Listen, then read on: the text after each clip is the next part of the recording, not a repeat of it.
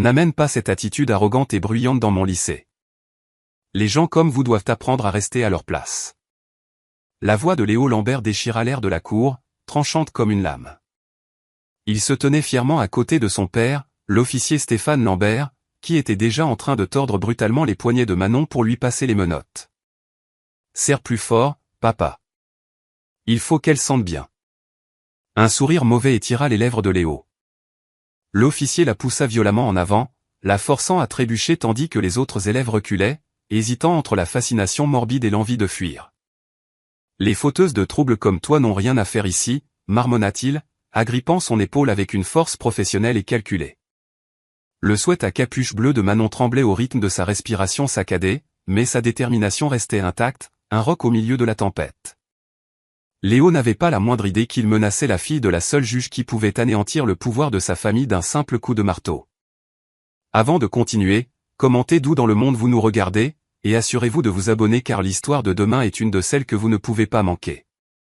À travers les portes vitrées du lycée Victor Hugo, la lumière du soleil matinal inondait le hall principal. Manon Dubois prit une profonde inspiration, ajustant la lanière de son sac besace en cuir tout en étudiant l'emploi du temps impeccablement imprimé qu'elle tenait entre ses mains. Le couloir vibrait de l'énergie typique d'un lycée français. Le claquement métallique des casiers, le grincement des baskets sur le sol poli, les voix qui résonnaient contre les murs beige couverts d'affiches pour les grandes écoles et de photos des équipes sportives. Elle sentit immédiatement les regards. Des coups d'œil curieux fusaient dans sa direction alors que les élèves se regroupaient en clans habituels, chuchotant derrière leurs mains. Manon garda le menton haut, sa démarche assurée. Elle avait déjà été la nouvelle. Ce n'était qu'un autre lycée, un autre nouveau départ. Son emploi du temps indiquait que son premier cours était celui de littérature avancée, salle 237. Le couloir tournait à gauche vers l'aile des salles de cours. Manon vérifiait les numéros de salle en marchant. 231 233 235. Elle était si concentrée sur la recherche de sa classe qu'elle ne le vit arriver que lorsqu'il fut trop tard. L'impact fut violent, un coup d'épaule délibéré qui la projeta sur le côté. Ses livres et ses cahiers s'éparpillèrent sur le sol tandis que plusieurs élèves poussaient des exclamations de surprise. Le couloir devint étrangement silencieux. Manon leva les yeux pour découvrir un grand élève de terminale qui la regardait de haut avec un rictus méprisant. Léo Lambert était planté solidement sur ses pieds, les bras croisés, dominant ses affaires éparpillées. Son blouson de l'équipe de rugby moulait ses larges épaules, et un sourire cruel jouait au coin de ses lèvres. « Fais attention où tu vas !» cracha-t-il, sans faire le moindre geste pour l'aider. D'autres élèves se plaquèrent contre les casiers, les yeux écarquillés mais la bouche cousue. Manon prit une lente inspiration, refusant de lui laisser voir la moindre réaction. Elle s'agenouilla avec soin, rassemblant ses affaires avec un calme délibéré. « Tu m'as bousculé exprès », déclara-t-elle d'un ton neutre, sa voix portant dans le silence tendu. Le rictus de Léo se tordit en une grimace plus laide. On dirait que quelqu'un ne connaît pas sa place ici. Il envoya l'un de ses cahiers plus loin dans le couloir d'un coup de pied. « Ce n'est pas ton quartier, princesse. Le lycée Victor Hugo a des standards. » Le sous-entendu racial dans ses paroles était indéniable. La main de Manon se crispa sur la lanière de son sac, mais elle garda une expression neutre en se relevant. D'un mouvement fluide, elle sortit son téléphone et commença à enregistrer. « Je te suggère de reculer, » dit-elle d'une voix égale, tenant l'appareil photo stable. « Sauf si tu veux expliquer ton comportement à l'administration. » Le visage de Léo vira au rouge lorsqu'il aperçut le téléphone. Plusieurs élèves avaient maintenant sorti leurs propres appareils, filmant la confrontation. Cela ne se déroulait clairement pas selon son scénario habituel. « Tu te crois maligne ?» gronda-t-il en faisant un pas agressif vers elle. Mais Manon ne s'y a pas. Elle continua d'enregistrer, soutenant son regard furieux avec un calme inébranlable. « Je pense que tu devrais faire plus attention avant d'agresser d'autres élèves, » répondit-elle. Les preuves parlent d'elles-mêmes. Des murmures se propagèrent dans la foule grandissante. Personne ne s'était jamais opposé à Léo Lambert de cette manière. Son statut de roi intouchable du lycée Victor Hugo se fissurait en temps réel. « Tu vas le regretter », cracha-t-il, pointant un doigt vers son visage. « Tu n'as aucune idée de qui tu as en face de toi. » Manon baissa son téléphone mais le garda prêt. « Je sais exactement à qui j'ai affaire. » Un lâche qui compte sur l'intimidation parce qu'il n'a rien d'autre à offrir. Les mots atterrirent comme un coup physique. Le visage de Léo se déforma de rage, mais la sonnerie retentit avant qu'il ne puisse répondre. Les élèves commencèrent à se précipiter en classe, bien que beaucoup s'attardassent pour observer le déroulement du drame. Ce n'est pas fini, grogna Léo avant de s'éloigner en trombe, bousculant des élèves plus jeunes sur son passage. Manon ramassa ses derniers papiers, ses mains stables malgré l'adrénaline qui parcourait ses veines. Quelques élèves courageux lui firent de subtils signes d'approbation en passant. La journée s'écoula dans un brouillard de nouveaux professeurs, de présentations et de regards en coin. Manon sentit les regards prédateurs de Léo à travers les salles de classe et les tables de la cantine. Il observait, attendait, complotait sa vengeance. Lorsque la dernière sonnerie retentit, Manon se dirigea vers son casier pour rassembler ses affaires. Elle remarqua immédiatement que quelque chose n'allait pas. Le cadenas avait été forcé. Le métal était rayé autour du cadran. Elle essaya sa combinaison, mais le mécanisme était bloqué. Sortant son téléphone, elle documenta les dégâts, les ajoutant à sa collection croissante de preuves. Elle devrait le signaler au secrétariat du lycée, bien qu'elle ait peu d'espoir qu'ils agissent. Si c'était ainsi que Léo opérait, il avait clairement une protection quelque part. Le lendemain, les muscles de Manon se tendirent alors qu'elle approchait de la cantine pour le déjeuner. Elle avait préparé son propre repas, voulant éviter le drame de la file d'attente. Mais alors qu'elle approchait des portes battantes, une silhouette familière lui barra le chemin. Léo s'appuyait contre le mur avec une nonchalance exagérée, son sourire narquois promettant des ennuis. Il s'était positionné parfaitement, juste hors de vue des caméras de sécurité, dans un endroit où les professeurs patrouillaient rarement pendant l'heure du déjeuner. « Tu vas quelque part ?» demanda-t-il, sa voix dégoulinant d'une fausse douceur, ses yeux brillant d'une anticipation malveillante, clairement prêts à intensifier leur conflit. Le rythme cardiaque de Manon s'accéléra, mais elle garda une expression neutre face à son bourreau. Le couloir semblait se rétrécir autour d'eux alors que d'autres élèves ralentissaient pour observer, sentant la confrontation imminente. C'était exactement ce que Léo voulait, un public pour ce qu'il avait prévu. Manon entra dans la cour ensoleillée, équilibrant soigneusement son plateau repas. Des tables en métal parsemaient l'espace en béton où des groupes d'élèves se rassemblaient, leur bavardage remplissant l'air chaud de l'après-midi. Elle chercha une place vide, de préférence un endroit visible pour les professeurs et les caméras de sécurité. Un silence se fit aux tables les plus proches alors qu'elle passait.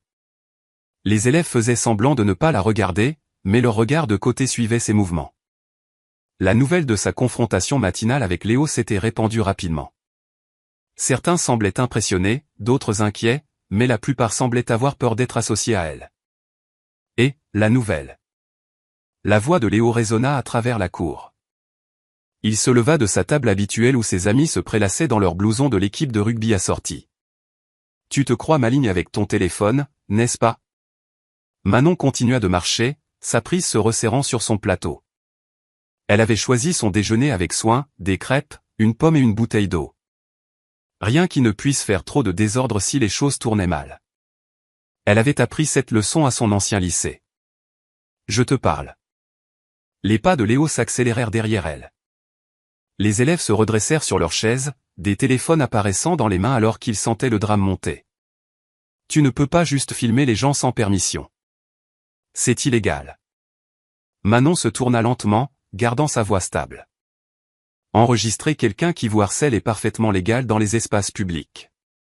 Tu devrais peut-être vérifier la loi avant d'essayer de la citer.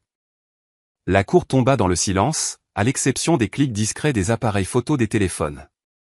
Le visage de Léo vira au rouge alors qu'il s'approchait, envahissant délibérément son espace personnel. Tu te prends pour qui, à venir ici, à agir comme si tu étais chez toi? Je pense que j'ai le droit d'aller à l'école sans être agressé, répondit calmement Manon. Elle remarqua plusieurs professeurs aux fenêtres de la cantine, observant mais n'intervenant pas. Leur inaction en disait long sur le fonctionnement du lycée Victor Hugo. Agressé? Léo rit, mais ses yeux étaient froids. Personne ne t'a touché. Mais les filles comme toi jouent toujours les victimes, n'est-ce pas? Toujours à chercher l'attention, à essayer de causer des problèmes là où vous n'avez pas votre place. Le sous-entendu racial dans ses paroles mit plusieurs élèves mal à l'aise. Manon sentit une chaleur monter dans sa poitrine, mais garda une expression neutre. Le seul qui cause des problèmes, c'est toi, Léo, et j'ai les preuves pour le démontrer. Des preuves? Sa main jaillit soudainement, frappant son plateau vers le haut. Manon recula d'un bond, mais son déjeuner s'éparpilla sur le béton.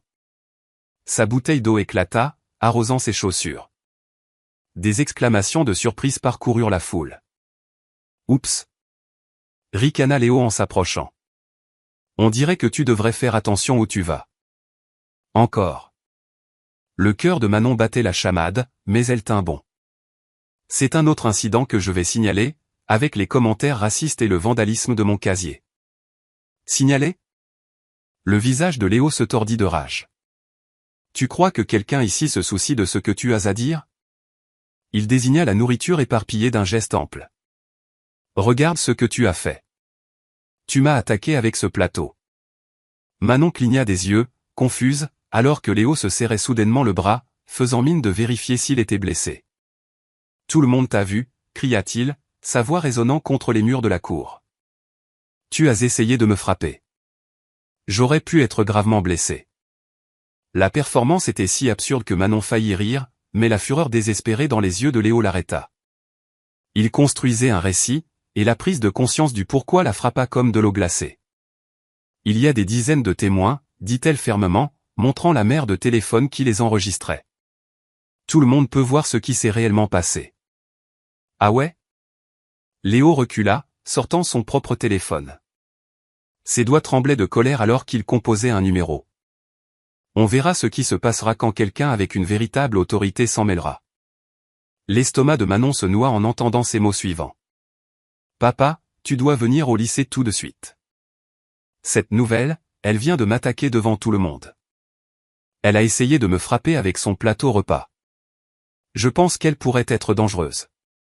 Les élèves rassemblés échangèrent des regards inquiets. Beaucoup savaient que le père de Léo était policier, et d'après leurs expressions, ce n'était pas la première fois que Léo utilisait cette connexion comme une arme. Elle me harcèle toute la journée, continua Léo dans le téléphone, sa voix tremblant d'une fausse détresse. Elle m'enregistre sans permission, me suit partout. Et maintenant ça. Tu dois faire quelque chose. Manon resta parfaitement immobile, ses chaussures mouillées laissant des marques sur le béton. Elle pourrait courir. Une partie d'elle lui hurlait de s'enfuir, mais courir ne ferait que la faire paraître coupable. Au lieu de cela, elle sortit son propre téléphone et commença à tout documenter, parlant clairement pour son enregistrement. Léo Lambert vient de m'agresser en faisant tomber mon plateau repas de mes mains, déclara-t-elle. Maintenant, il porte de fausses accusations et appelle son père, l'officier Lambert, pour m'intimider. Plusieurs élèves enregistrent cet incident. Les yeux de Léo brillèrent de haine en entendant ces paroles. Elle me menace en ce moment même, cria-t-il dans son téléphone. Dépêche-toi, papa, avant qu'elle ne fasse quelque chose de pire. La cour était devenue une forêt de téléphones levés. Chaque élève était déterminé à capturer ce qui se passait. Manon entendit des chuchotements, ce n'est pas juste. Et, quelqu'un devrait aller chercher le proviseur, mais personne ne bougea pour l'aider. Au loin, faible mais de plus en plus fort, retentit le hurlement inimitable des sirènes de police. Le cœur de Manon s'emballa, mais elle garda son téléphone stable, refusant de montrer sa peur. Elle avait déjà vu cette tactique. Des brutes utilisant des figures d'autorité comme des armes, tordant la vérité pour maintenir leur pouvoir. Les sirènes se rapprochèrent, leur hurlement rebondissant sur les bâtiments de l'école. Les élèves bougèrent nerveusement, mais leurs téléphones restèrent braqués sur la scène. Le sourire narquois de Léo revint alors qu'il rangeait son téléphone, croyant clairement que la victoire n'était qu'à quelques minutes. Manon prit une profonde inspiration, se préparant à ce qui allait arriver. Les sirènes hurlèrent de plus en plus près, et elle pouvait entendre des pneus crisser sur le parking, mais elle ne s'enfuirait pas, et elle ne reculerait pas. Elle avait la vérité et les preuves de son côté. Elle espérait juste que ce serait suffisant. Les lourdes portes doubles du lycée Victor Hugo s'ouvrirent à la volée alors que l'officier Stéphane Lambert entrait en trombe, ses bottes résonnant contre le sol en linoléum. Son uniforme de police était impeccable, son insigne brillant, et son visage brûlait d'une colère autosatisfaite. Les élèves s'écartèrent de son chemin comme des feuilles dans une tempête de vent. Où est-elle? beugla-t-il, faisant sursauter plusieurs élèves de seconde. Sa main reposait délibérément sur sa ceinture de service alors qu'il marchait dans le couloir principal. Monsieur Duval sortit de son bureau, marchant d'un pas rapide pour l'intercepter. « Officier Lambert, nous devons discuter de cette situation correctement. Mon fils a été attaqué, le coupa Stéphane, le bousculant. Je m'en occupe maintenant. » Les talons du proviseur claquèrent rapidement alors qu'il essayait de suivre le rythme. « S'il vous plaît, il y a des procédures que nous devons suivre. » Mais Stéphane avait déjà repéré Manon dans la cour, toujours debout exactement là où elle était pendant la performance de Léo. Son téléphone était levé, enregistrant tout. Cette vision fit se crisper la mâchoire de Stéphane. « Mettez vos mains où je peux les voir », cria-t-il, chargeant vers elle avec toute l'autorité de son insigne. Les élèves s'écartèrent de son chemin, formant un large cercle autour de la scène. Manon leva lentement les deux mains, ses mouvements délibérés et calmes. « Officier, j'aimerais expliquer ce qui s'est réellement passé. » « Ferme-la. » Stéphane attrapa brutalement son bras droit, le tordant derrière son dos avec une force inutile. Manon haleta de douleur, mais ne résista pas. « Papa, elle a essayé de me frapper avec son plateau », cria Léo, jouant son rôle de victime. Tout le monde l'a vu. Plusieurs élèves se mirent à crier en même temps.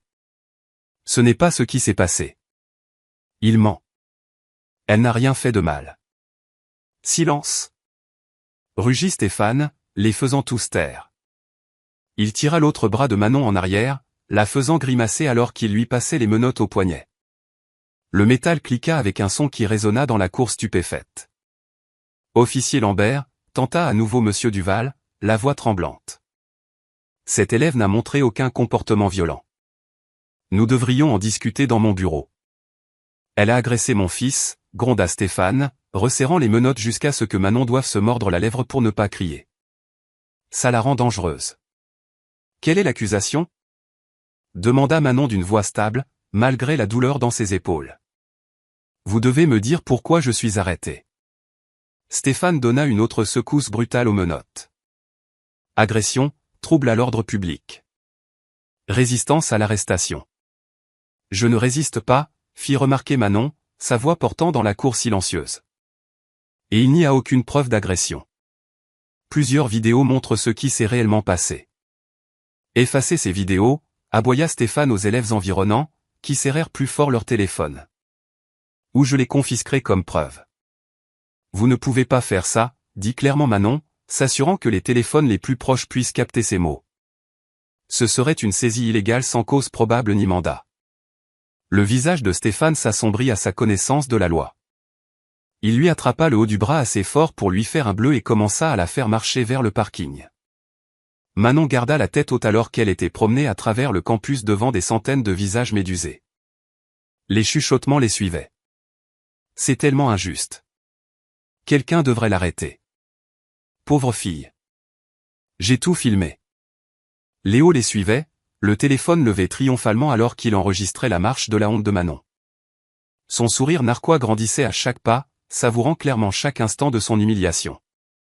Monsieur Duval se hâta à leur côté, protestant toujours faiblement. « Officier, nous devons d'abord contacter ses parents. Ce n'est pas la procédure appropriée. »« Je suis la procédure maintenant », claqua Stéphane.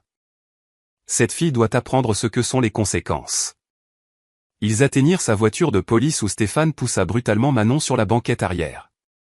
Elle dut se tordre maladroitement pour éviter de tomber avec les mains menottées dans le dos. La porte claqua avec finalité.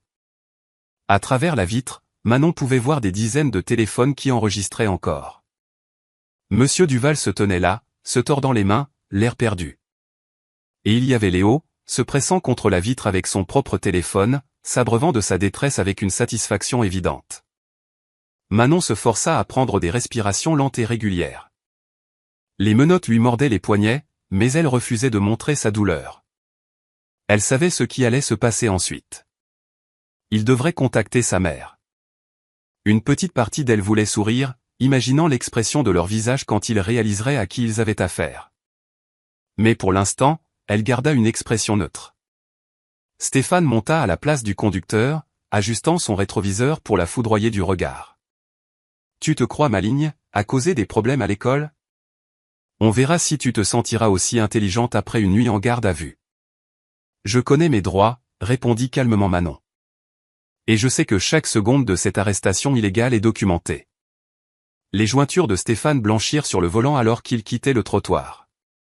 Les élèves se pressaient contre les fenêtres de l'école, regardant la voiture de police partir. Manon aperçut un dernier regard de Léo lui faisant un signe moqueur avant qu'il ne tourne sur la route principale. Le trajet jusqu'au commissariat de police fut tendu et silencieux. Manon se concentra sur la mémorisation de chaque détail, l'heure, l'itinéraire, chaque mot prononcé. Ses épaules lui faisaient mal à cause de la position inconfortable, mais elle resta parfaitement immobile, ne donnant à Stéphane aucune excuse pour prétendre qu'elle n'était pas coopérative. Ils se garèrent sur le parking du commissariat où Stéphane la sortit de la voiture avec la même brutalité inutile. Il la fit entrer par une porte latérale, passant devant plusieurs officiers qui levèrent à peine les yeux de leur bureau. « Assieds-toi » ordonna-t-il, la poussant sur une chaise en plastique dur à côté de son bureau. « Ne bouge pas. » Manon regarda Stéphane s'asseoir lourdement sur sa chaise et sortir un formulaire d'arrestation. Son stylo grattait le papier alors qu'il remplissait les détails de base avec des traits rageurs. Nom, âge, école. Puis il arriva à la ligne pour les informations du parent au tuteur. Son stylo hésita. Manon vit ses yeux se plisser alors qu'il lisait son nom de famille à nouveau, plus attentivement cette fois. Le stylo de Stéphane planait au-dessus du formulaire, sa confiance vacillant alors qu'il lisait à nouveau le nom du bois. Une sueur froide perla sur son front. Quelque chose à propos de ce nom. L'officier Nicolas Moreau apparut soudainement à son bureau, le visage crispé d'inquiétude. Il se pencha et chuchota d'urgence, « Chef, la juge Dubois est en route. » C'est sa fille. Le stylo glissa des doigts de Stéphane, cliquetant sur son bureau. La couleur quitta son visage alors que tout le poids de ses actions s'abattait sur lui. Il venait d'arrêter la fille d'une juge. Pas n'importe quel juge, Marie Dubois, dont la réputation de justice féroce était légendaire dans leur district. « Qu'est-ce que tu as dit ?» La voix de Stéphane sortit rauque. La juge Dubois a appelé directement l'accueil, continua Nicolas, ses mots précipités et nerveux. Elle sera là dans 10 minutes. Elle est furieuse, chef. Stéphane se leva brusquement de sa chaise, la renversant presque. À travers la cloison vitrée, il pouvait voir Manon assise calmement dans la salle de garde à vue, les mains toujours menottées derrière le dos. Elle rencontra son regard paniqué avec calme, et il réalisa soudain qu'elle savait depuis le début ce qui allait arriver. Le commissariat éclata en une activité anxieuse. Les officiers, qui avaient ignoré la situation quelques minutes auparavant, étaient maintenant blottis en conversation chuchotée, jetant des regards inquiets vers la salle de garde à vue. Stéphane faisait les 100 pas, passant ses mains dans ses cheveux, essayant de trouver comment justifier ses actions. « Dois-je lui enlever les menottes, chef ?» demanda Nicolas à voix basse. « Non » claqua Stéphane, puis baissa la voix. « Non, elle a été arrêtée correctement. Nous faisons ça dans les règles. » Mais ces mots sonnaient creux, même à ses propres oreilles. Il n'y avait rien eu de réglementaire dans le fait de débarquer dans une école et d'arrêter une mineure sans motif, sans procédure appropriée, sans même parler aux administrateurs de l'école. D'abord, les portes d'entrée du commissariat s'ouvrirent avec une force décisive. La juge Marie Dubois entra, ses talons frappant le sol comme des coups de marteau. Elle portait un tailleur anthracite qui irradiait l'autorité, et son expression aurait pu geler le feu. La pièce devint silencieuse. Stéphane redressa son uniforme et s'avança, essayant de projeter une confiance qu'il ne ressentait plus. « Juge Dubois, je peux vous expliquer. »« Où est ma fille ?» Sa voix trancha ses mots comme une lame. « Madame, il y a eu un incident à l'école, officier Lambert, » l'interrompit-elle, chaque mot précisément mesuré. « Je vous ai posé une question simple. Où est ma fille ?» Stéphane fit un geste faible vers la salle de garde à vue. La juge Dubois passa devant lui sans un autre regard, son mécontentement irradiant d'elle par vagues. Nicolas se dépêcha de déverrouiller la porte de la salle. Manon leva les yeux alors que sa mère entrait. Malgré les menottes et l'humiliation qu'elle avait endurée, elle était assise avec une posture parfaite, le menton levé. « Es-tu blessée ?» demanda la juge Dubois, examinant sa fille attentivement. « Les menottes sont trop serrées », répondit calmement Manon. Et l'officier Lambert a utilisé une force excessive pendant l'arrestation. Plusieurs élèves ont tout enregistré. La juge Dubois se tourna vers Nicolas. Enlevez ces menottes maintenant. Nicolas chercha les clés, ses mains tremblant légèrement alors qu'il déverrouillait les menottes. Manon ramena lentement ses bras en avant, faisant tourner ses épaules pour soulager la raideur. Des marques rouges et irritées entouraient ses poignets là où les menottes avaient mordu sa peau. Les yeux de la juge Dubois se plissèrent à cette vue. Raconte-moi tout. Manon raconta les événements clairement et précisément. Le harcèlement initial de Léo, son comportement de plus en plus agressif, la confrontation mise en scène dans la cour, et l'arrivée dramatique de Stéphane. Elle décrivit comment il avait ignoré les protestations du proviseur et les témoins qui essayaient de parler.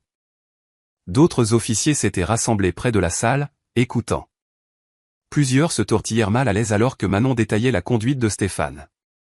Les menaces illégales de confisquer les téléphones, la force excessive, les accusations fabriquées. Nous avons tout en vidéo, termina Manon.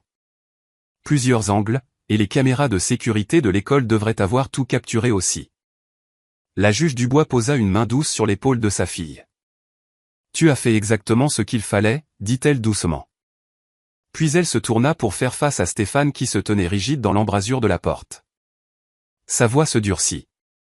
Officier Lambert, vous allez me fournir chaque document lié à cet incident. Chaque formulaire, chaque note, chaque seconde d'image de caméra piéton. Est-ce clair? Juge Dubois, vous devez comprendre, ce que je comprends, l'interrompit-elle, c'est que vous avez abusé de votre autorité pour terroriser une mineure. Vous avez violé la procédure, ignoré les témoins, fabriqué des accusations et utilisé une force excessive, tout cela pour satisfaire la vendetta de votre fils. C'est ce que je comprends. Le commissariat était devenu si silencieux qu'on pouvait entendre le bourdonnement des néons. Le visage de Stéphane avait pris une teinte maladive de gris. Manon, dit la juge Dubois, son ton s'adoucissant en se tournant vers sa fille. Nous partons maintenant, mais je te promets que nous allons gérer cela correctement, légalement, minutieusement. Personne n'est au-dessus de la loi, surtout ceux qui ont juré de la faire respecter. Manon se leva, rassemblant ses affaires qui avaient été jetées sur un bureau voisin. Alors qu'ils traversaient le commissariat, les officiers reculaient, évitant le contact visuel. Seul Nicolas croisa le regard de Manon, lui faisant un petit signe de tête de reconnaissance. Ce n'est pas fini, lança Stéphane, une pointe de désespoir dans la voix. Il y a quand même eu une agression. Officier Lambert, dit la juge Dubois sans se retourner. Je vous suggère fortement d'arrêter de parler et de contacter votre représentant syndical. Vous allez en avoir besoin. Ils atteignirent les portes du commissariat. Manon ressentit un profond sentiment de soulagement en sortant à la lumière du soleil. La présence stable de sa mère à ses côtés promettait la justice, non par la force ou l'intimidation, mais par les voies légales appropriées. Son téléphone vibra dans sa poche. Manon le sortit, s'attendant à un message de l'un des témoins de l'école. Au lieu de cela, elle vit un numéro inconnu. Le message texte était bref mais clair. Laisse tomber ou ça va empirer. Manon était assise à la table de la cuisine avec sa mère, entourée de formulaires de plainte et de documents juridiques. La lumière du soir projetait de longues ombres sur les papiers alors qu'elle travaillait méthodiquement sur chaque section. Les lunettes de lecture de la juge Dubois étaient perchées sur son nez alors qu'elle relisait la déclaration de Manon pour la 3e fois. Nous devons être précis ici, dit la juge Dubois, tapotant un paragraphe avec son stylo. Lorsque l'officier Lambert s'est approché de toi pour la première fois, quels étaient exactement ces mots? Manon ferma les yeux, rejouant le moment. Il a dit, levez-vous. Vous êtes en état d'arrestation. Quand j'ai demandé pourquoi, il a dit que j'étais dangereuse et que je menaçais les élèves. Puis il a attrapé mon bras avant même que je puisse répondre. La juge Dubois prit une note, sa mâchoire se crispant. Et le proviseur, monsieur Duval, il a tenté d'intervenir? Oui. Il n'arrêtait pas de dire, officier, ce n'est pas nécessaire, nous devrions en discuter dans mon bureau. Mais l'officier Lambert l'a juste fait taire en criant. Leur conversation fut interrompue par le journal du soir qui retentissait depuis la télévision du salon. Le cœur de Manon sursauta lorsqu'elle vit les images tremblantes de son arrestation, filmées par un téléphone portable, passées à l'écran. Flash Info ce soir, annonça le présentateur. Controverse au lycée Victor Hugo après qu'un policier a arrêté une élève dans ce que les témoins appellent un usage excessif de la force. L'incident, capturé sur plusieurs téléphones, montre l'officier Stéphane Lambert menottant agressivement Manon Dubois, 17 ans, fille de la juge Marie Dubois. Les images montraient Manon se faisant brutalement malmener tandis que des élèves criaient en arrière-plan. La chaîne passa à des interviews de parents et de membres de la communauté choqués. « Ce n'est pas normal », dit une mère en secouant la tête. « On ne peut pas traiter les enfants comme ça. Un signe ou pas un signe ?» Le téléphone de Manon vibra avec des messages de camarades de classe partageant des liens vers plus de reportages. L'histoire se propageait rapidement sur les réseaux sociaux, avec des milliers de partages et de commentaires indignés. « Regardez ça », dit Manon, montrant à sa mère un nouvel email du rectorat. Ils suspendent Léo en attendant l'enquête. La juge Dubois lut attentivement le message. Et Stéphane Lambert en congé administratif, confirma Manon, affichant un autre article. Avec effet immédiat. Pendant un instant, elles s'autorisèrent un optimisme prudent. Le système semblait réagir de manière appropriée, mais leur espoir fut de courte durée. Le téléphone de la juge Dubois sonna. Un collègue du palais de justice. Elle le mit sur haut-parleur. « Marie, as-tu vu la déclaration du syndicat de police ?» Il contre-attaque violemment. Manon trouva rapidement la déclaration en ligne et la lut à voix haute. Le syndicat de la police de la ville soutient fermement le jugement professionnel de l'officier Lambert dans la gestion d'une situation volatile impliquant une élève agressive qui représentait une menace immédiate pour la sécurité de l'école. Nous rejetons toute tentative de politiser une procédure policière standard. Ils mentent. La voix de Manon se brisa d'incrédulité. Tout le monde a vu ce qui s'est passé. Bien sûr qu'ils le font, dit sombrement la juge Dubois. Et tu verras, d'autres suivront leur exemple. Comme par hasard, le téléphone de Manon s'alluma avec une notification du conseil d'administration de l'école. Leur déclaration était soigneusement formulée mais claire dans ses implications. Nous prenons toutes les allégations au sérieux et mènerons un examen interne approfondi de l'incident, y compris toute action qui aurait pu provoquer la réponse. Ils essaient de me rejeter la faute, dit Manon doucement, après tout ce que tout le monde a vu. La juge Dubois tendit la main à travers la table et serra celle de sa fille. C'est comme ça que le système se protège. D'abord il nie, puis il dévie, puis il discrédite. Le téléphone de Manon vibra à nouveau. Un autre message anonyme. Recule maintenant. Dernier avertissement. Elle le montra à sa mère qui photographia l'écran pour les preuves. Elles avaient reçu 3 messages similaires depuis leur départ du commissariat. Les professeurs qui ont tout vu, dit lentement Manon. Ils se taisent tous aussi. Madame Giraud a carrément tourné les talons et s'est éloignée quand elle m'a vu après l'école aujourd'hui. Elle a regardé toute la scène se dérouler. Les gens ont peur, expliqua la juge Dubois. Leurs emplois, leurs relations, leur réputation dans la communauté. Ils craignent que tout soit en danger s'ils parlent. Le téléphone de Manon continuait de s'allumer avec des messages, mais maintenant il provenait des collègues de sa mère au palais de justice. Les messages étaient sympathiques, mais portaient des avertissements clairs. Peut-être laisse tomber celle-ci, Marie. Pense à ta carrière. Ces situations se gèrent mieux discrètement. Tu ne veux pas te faire des ennemis de tout le commissariat. La juge Dubois les lut sans expression, mais Manon vit les mains de sa mère se crisper autour de sa tasse de café. Ils en font tous partie, réalisa Manon. La police, l'école, même les tribunaux, ils sont tous connectés. Ils se protègent les uns les autres. Oui, acquiesça sa mère. C'est exactement à cela que nous sommes confrontés. Ce n'est plus seulement à propos de Léo, ni même de l'officier Lambert. Nous défions tout un système qui est conçu pour protéger les siens. Manon se leva et commença à faire les 100 pas dans la cuisine. Alors, qu'est-ce qu'on fait? On abandonne? La juge Dubois retira ses lunettes de lecture et fixa Manon avec un regard intense. Non. Nous nous battons plus intelligemment. Nous documentons tout. Nous construisons notre dossier méthodiquement. Nous trouvons les points faibles dans leur armure. Mais ils essaient de nous faire peur, dit Manon, brandissant son téléphone avec ses messages menaçants. Parce qu'ils ont peur, répondit la juge Dubois. Ils savent que nous avons la vérité de notre côté. Ils savent que nous avons des preuves et ils savent que je comprends exactement comment utiliser la loi pour les tenir responsables. Manon hocha lentement la tête, puisant sa force dans la détermination de sa mère. Elle retourna à la table et reprit sa déclaration. Alors, assurons-nous que chaque mot soit parfait. Elles travaillèrent tard dans la nuit, examinant des documents, organisant des preuves et planifiant leurs prochaines étapes. Quand Manon alla enfin se coucher, elle se sentit plus résolue que jamais. Le système était peut-être puissant, mais il n'était pas invincible. Le lendemain matin, Manon entra à l'école la tête haute. Mais alors qu'elle tournait le coin vers son casier, elle s'arrêta net. Son cœur battait à tout rompre alors qu'elle fixait les mots cruels griffonnés sur le métal en marqueur noir épais. Des insultes raciales mêlées à des menaces. Les élèves qui passaient détournaient rapidement les yeux, se hâtant de passer sans parler.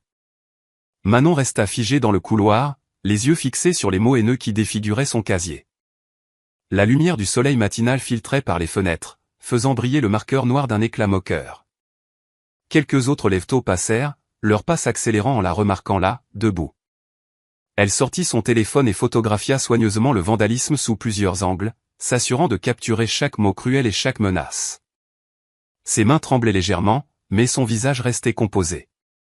Le proviseur, Monsieur Duval, s'approcha, ses chaussures de ville claquant contre le linoléum. Mademoiselle Dubois, je suis vraiment désolé pour ça.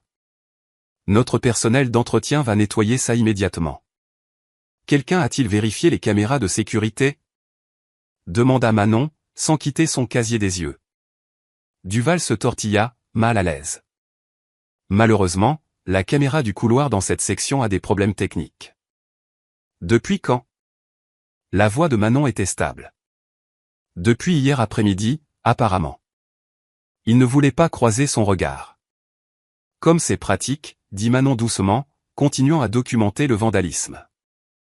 Écoutez, mademoiselle Dubois, je comprends que vous soyez contrariée, mais ne tirons pas de conclusion hâtive sur quoi, monsieur Duval? Sur qui a fait ça? Sur la raison pour laquelle la caméra a soudainement cessé de fonctionner? Sur la raison pour laquelle personne n'a rien vu? Manon se tourna enfin pour lui faire face. Ou sur la raison pour laquelle vous êtes plus préoccupé par la gestion des dégâts que par la résolution du problème? La proviseure adjointe, Madame Leroy, se hâta d'arriver, un presse-papier à la main. Nous prenons ces incidents très au sérieux, dit-elle, sa voix dégoulinant d'une sympathie de circonstance. Nous mènerons une enquête approfondie. Comme l'enquête approfondie sur le harcèlement de Léo? Demanda Manon. Madame Leroy pinça les lèvres. Cette affaire est gérée par les canaux appropriés. Au bout du couloir, Manon aperçut 3 des amis de Léo observant la scène. Ils n'essayaient même pas de cacher leur sourire narquois. L'un d'eux, Jake, fit mine de sortir son téléphone et de la filmer. Manon ouvrit son sac et sortit un petit carnet.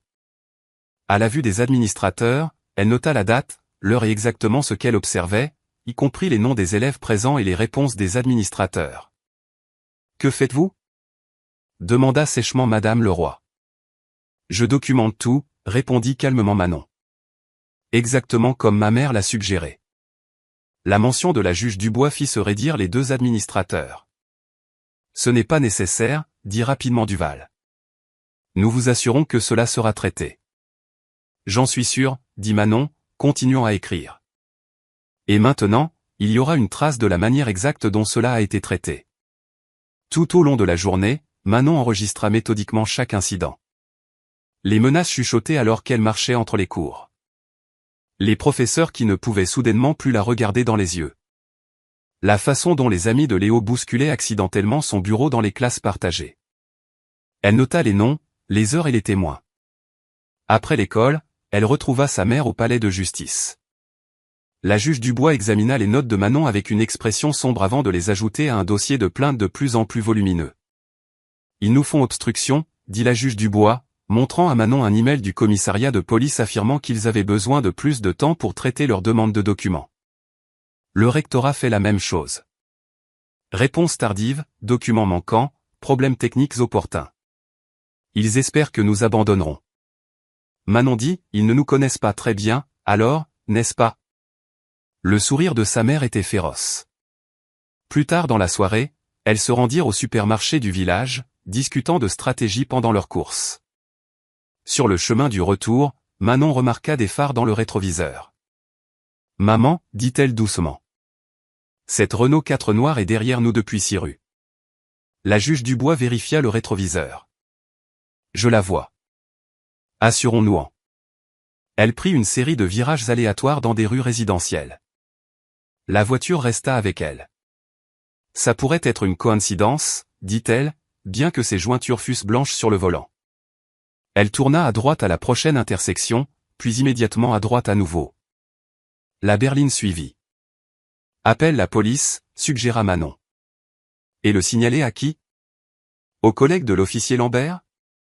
La juge Dubois secoua la tête. Non, nous gérons ça nous-mêmes. Elle accéléra légèrement, puis tourna brusquement dans un centre commercial, traversant le parking pour émerger dans une autre rue. La berline apparut quelques instants plus tard. Prends une vidéo, ordonna la juge Dubois. Essaie d'avoir la plaque d'immatriculation si tu peux. Manon tint son téléphone stable, filmant tandis que sa mère exécutait une série complexe de virages qui finit par semer leurs poursuivants. Elles firent un long détour avant de rentrer chez elle, vérifiant à plusieurs reprises pour s'assurer qu'elle n'était pas suivie à nouveau. À l'intérieur de la maison, les mains de Manon tremblaient alors qu'elle téléchargeait la vidéo dans leur dossier de preuves. « Ils nous surveillent, dit-elle. »« Oui », acquiesça sa mère. « Ils essaient de nous faire peur pour qu'on recule. » Elle étudia le visage de Manon. « As-tu peur ?» Manon réfléchit attentivement à la question. « Oui », admit-elle. « Mais je suis plus en colère qu'effrayée. Ils pensent qu'ils peuvent s'en tirer avec tout. Que personne ne leur tiendra tête. Alors nous continuons à nous battre, dit fermement la juge Dubois. Nous documentons tout. Nous construisons notre dossier. Nous ne les laissons pas nous intimider pour nous réduire au silence. Je ne le ferai pas, promit Manon. Elle s'assit à son ordinateur portable et commença à télécharger les preuves de la journée. Des photos de son casier vandalisé, ses notes détaillées, et plusieurs vidéos que des élèves lui avaient secrètement partagées montrant le harcèlement de Léo. Un clip montrait clairement Léo poussant un élève de seconde contre un mur pendant que ses amis riaient. Un autre le capturait faisant des commentaires racistes à un groupe d'élèves plus jeunes. Manon enregistra soigneusement chaque fichier sur leur disque cloud sécurisé, faisant plusieurs sauvegardes. Son téléphone vibra avec un nouveau message d'un numéro bloqué. « Tu te fais des ennemis. » Manon prit une capture d'écran de la menace et l'ajouta à leur dossier de preuves. Puis elle redressa les épaules et continua à travailler. Il pouvait menacer autant qu'il voulait. Elle n'allait pas s'arrêter tant que justice ne serait pas faite. Manon sentit les regards avant même d'atteindre l'entrée de l'école. Les élèves se blottissaient en petits groupes, téléphone à la main, chuchotant à son passage. La vidéo virale de son arrestation avait explosé pendant la nuit. Des millions de vues, des milliers de partages, des commentaires sans fin débattant de ce qui s'était passé. Des camionnettes de chaînes d'information bordaient la rue, des journalistes brandissant des microphones en essayant d'attraper les élèves qui arrivaient pour des interviews. Les flashs des appareils photo crépitaient comme des éclairs. Manon garda la tête haute, marchant d'un pas assuré à travers le chaos. « Manon, pouvons-nous avoir une déclaration sur l'arrestation? Que répondez-vous aux allégations selon lesquelles vous auriez provoqué l'incident ?» Elle se fraya un chemin à travers la mêlée médiatique sans répondre, exactement comme sa mère l'avait conseillé. À l'intérieur, la tension était encore plus épaisse. Des affiches de soutien à l'officier Lambert étaient placardées sur certains casiers. Soutenons nos forces de l'ordre, des messages qui ressemblaient plus à des menaces qu'à de la solidarité. La voilà, la fille qui essaie de détruire la vie d'un homme bien. Une mère bénévole ricana alors que Manon passait devant le secrétariat du lycée. La femme portait un ruban bleu épinglé sur sa poitrine. Mais alors une voix inattendue s'éleva derrière elle. Un homme bien n'arrête pas des enfants innocents.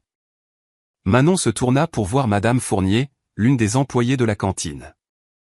La femme âgée lui fit un subtil signe de tête avant de s'éloigner rapidement. Tout au long de la matinée, Manon reçut des marques de soutien furtives. Un élève de seconde lui glissa un mot. « Merci d'être courageuse. » Un élève de première qui avait filmé l'arrestation lui partagea discrètement d'autres images. Même certains professeurs lui adressèrent des regards encourageants quand personne d'autre ne regardait. Mais l'opposition était plus bruyante, plus agressive. Entre la 2e et la 3e heure, elle entendit un groupe de parents dans le couloir. « C'est ridicule. L'officier Lambert sert cette communauté depuis 20 ans. Ces gens emménagent et commencent à causer des problèmes immédiatement. Mon mari dit qu'elle résistait à l'arrestation. Manon documenta chaque commentaire, chaque regard hostile. Elle avait appris à garder son téléphone en train d'enregistrer dans sa poche, capturant le flux constant de harcèlement. Le plus grand choc arriva pendant le déjeuner. Manon se dirigeait vers la bibliothèque du lycée quand elle aperçut une silhouette familière se pavanant dans le couloir principal. Léo Lambert lui-même, entouré de sa bande habituelle de suiveurs. Elle se figea. Il était censé être suspendu, mais il était là, agissant comme si le lieu lui appartenait. La proviseure adjointe, Madame Leroy, passa juste à côté de lui sans un mot. D'autres professeurs trouvèrent soudainement des raisons de regarder leur téléphone ou de remuer des papiers. Léo croisa son regard et sourit narquoisement, faisant mine de vérifier son téléphone, probablement pour envoyer une autre menace anonyme. Manon fit demi-tour et se dirigea vers le gymnase, espérant couper par l'arrière pour atteindre la bibliothèque. Elle était à mi-chemin de l'escalier quand elle entendit des pas derrière elle. Et, la fauteuse de trouble. La voix de Léo résonna dans l'espace clos. Pas de caméra ici pour te protéger maintenant. Le cœur de Manon s'emballa, mais elle continua de monter régulièrement. Elle avait son téléphone qui enregistrait dans sa poche, comme toujours. Je te parle. Ses pas s'accélérèrent. Tu crois que tu peux t'enfuir comme ça? Elle atteignit le palier et se tourna pour lui faire face, gardant ses distances. Laisse-moi tranquille, Léo. Tu n'es même pas censé être au lycée. Il rit. Ouais. Qui va m'arrêter? Les profs? Le proviseur? Il fit un autre pas vers elle. Ta mère la juge? Recule. La voix de Manon était ferme malgré son cœur qui battait la chamade. Sinon quoi? Tu vas me faire arrêter? Son visage se tordit de rage. Donne-moi ce téléphone. Je sais que tu enregistres. Il se jeta en avant, attrapant sa poche. Manon s'écarta brusquement, mais il l'avait coincé contre la rampe. J'ai dit, donne-le-moi. Ses doigts griffèrent sa veste. Manon se baissa sous son bras et dévala les escaliers, ne s'arrêtant pas avant d'atteindre le secrétariat du lycée. Elle signala l'incident immédiatement, tremblant encore. Le proviseur Duval soupira lourdement. Mademoiselle Dubois, sans témoin ni preuve, j'ai un enregistrement, dit Manon en sortant son téléphone. L'enregistrement non autorisé sur le terrain de l'école et contre le règlement, intervint doucement Madame Leroy. Et Monsieur Lambert n'y avoir été sur le campus aujourd'hui. Donc, vous allez juste ignorer ça encore une fois? Manon les regarda, incrédule. Nous allons examiner la question, dit Duval d'un air las. C'est tout ce que nous pouvons faire. Le reste de la journée fut une poudrière. Les élèves prenaient ouvertement parti maintenant, certains portant des rubans bleus comme les parents, d'autres montrant discrètement leur soutien avec de petits rubans violets qui avaient commencé à apparaître. Les deux groupes se foudroyaient du regard dans les couloirs. Des disputes chuchotées éclataient dans les salles de classe. Après l'école, Manon retrouva sa mère dans un petit bistrot de quartier, loin de leurs endroits habituels. La juge Dubois n'était pas seule. Une femme au regard perçant, vêtue d'un tailleur impeccable, était assise avec elle. Manon, voici Valérie Bernard de la Ligue des droits de l'homme, dit sa mère. Elle va nous aider à nous battre correctement. Madame Bernard sourit. J'ai examiné vos preuves jusqu'à présent. Une documentation très minutieuse. Cela aidera immensément, mais nous devons agir rapidement. Ils essaient déjà de contrôler le récit.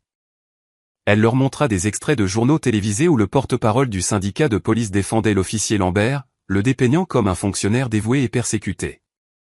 D'autres reportages remettaient en question l'attitude de Manon et suggéraient qu'elle avait provoqué l'incident.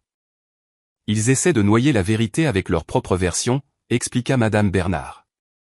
Mais nous avons quelque chose qu'ils n'ont pas. Des preuves solides, et d'autres continuent d'arriver. Elle sortit sa tablette montrant des messages d'autres élèves et parents décrivant des incidents similaires de harcèlement et d'intimidation par Léo et son père. Tu as inspiré les gens à parler, dit-elle à Manon. Ils n'ont plus peur. Cette nuit-là, Manon était assise en tailleur sur son lit, entourée de captures d'écran imprimées, d'enregistrements transcrits et de déclarations de témoins. Elle organisa tout soigneusement par ordre chronologique, brossant un tableau clair du harcèlement croissant et de la protection institutionnelle des auteurs. Son téléphone vibra avec une autre menace anonyme. Recule maintenant ou sinon. Manon l'ajouta au dossier de preuves sans hésitation. Ils pensaient pouvoir la faire taire par la peur. Ils avaient tort. Chaque menace, chaque acte d'intimidation, chaque tentative de dissimulation de la vérité, tout cela ne faisait que la rendre plus déterminée à tout exposer. L'officier Nicolas Moreau faisait les 100 pas nerveusement dans le couloir du palais de justice, vérifiant sa montre pour la 3e fois. Les couloirs de marbre semblaient vides et exposés à cette heure tardive. La juge Dubois avait organisé cette réunion privée avec soin, loin des regards indiscrets. Quand elle apparut, ses talons résonnant contre le sol, Nicolas redressa instinctivement son uniforme. « Merci de me recevoir, votre honneur. » Elle le guida dans son bureau, fermant fermement la porte. « Officier Moreau, vous avez dit que c'était urgent. » Les mains de Nicolas tremblaient légèrement alors qu'il fouillait dans sa veste. « Ce que je vais vous montrer, je pourrais perdre mon travail, mais je ne peux plus me taire. » Il posa une petite clé USB sur son bureau. C'est à propos des images de la caméra piéton de Stéphane Lambert lors de l'arrestation. L'histoire officielle est qu'il y a eu des problèmes techniques. C'est pourquoi rien n'a été conservé. L'expression de la juge Dubois resta neutre, mais ses yeux s'aiguisèrent. Continuez. C'est un mensonge. Nicolas déglutit difficilement. Je travaille à temps partiel au service technique. Stéphane est venu me voir juste après l'arrestation. Il m'a ordonné d'effacer les images. Quand j'ai hésité, il a dit que c'était un ordre direct de la hiérarchie. Mais vous n'avez pas tout effacé, observa la juge Dubois, regardant la clé. Nicolas secoua la tête. J'ai fait des copies d'abord. Je savais que ce qu'ils faisaient était mal. La façon dont ils ont traité votre fille, il désigna la clé. Tout est là.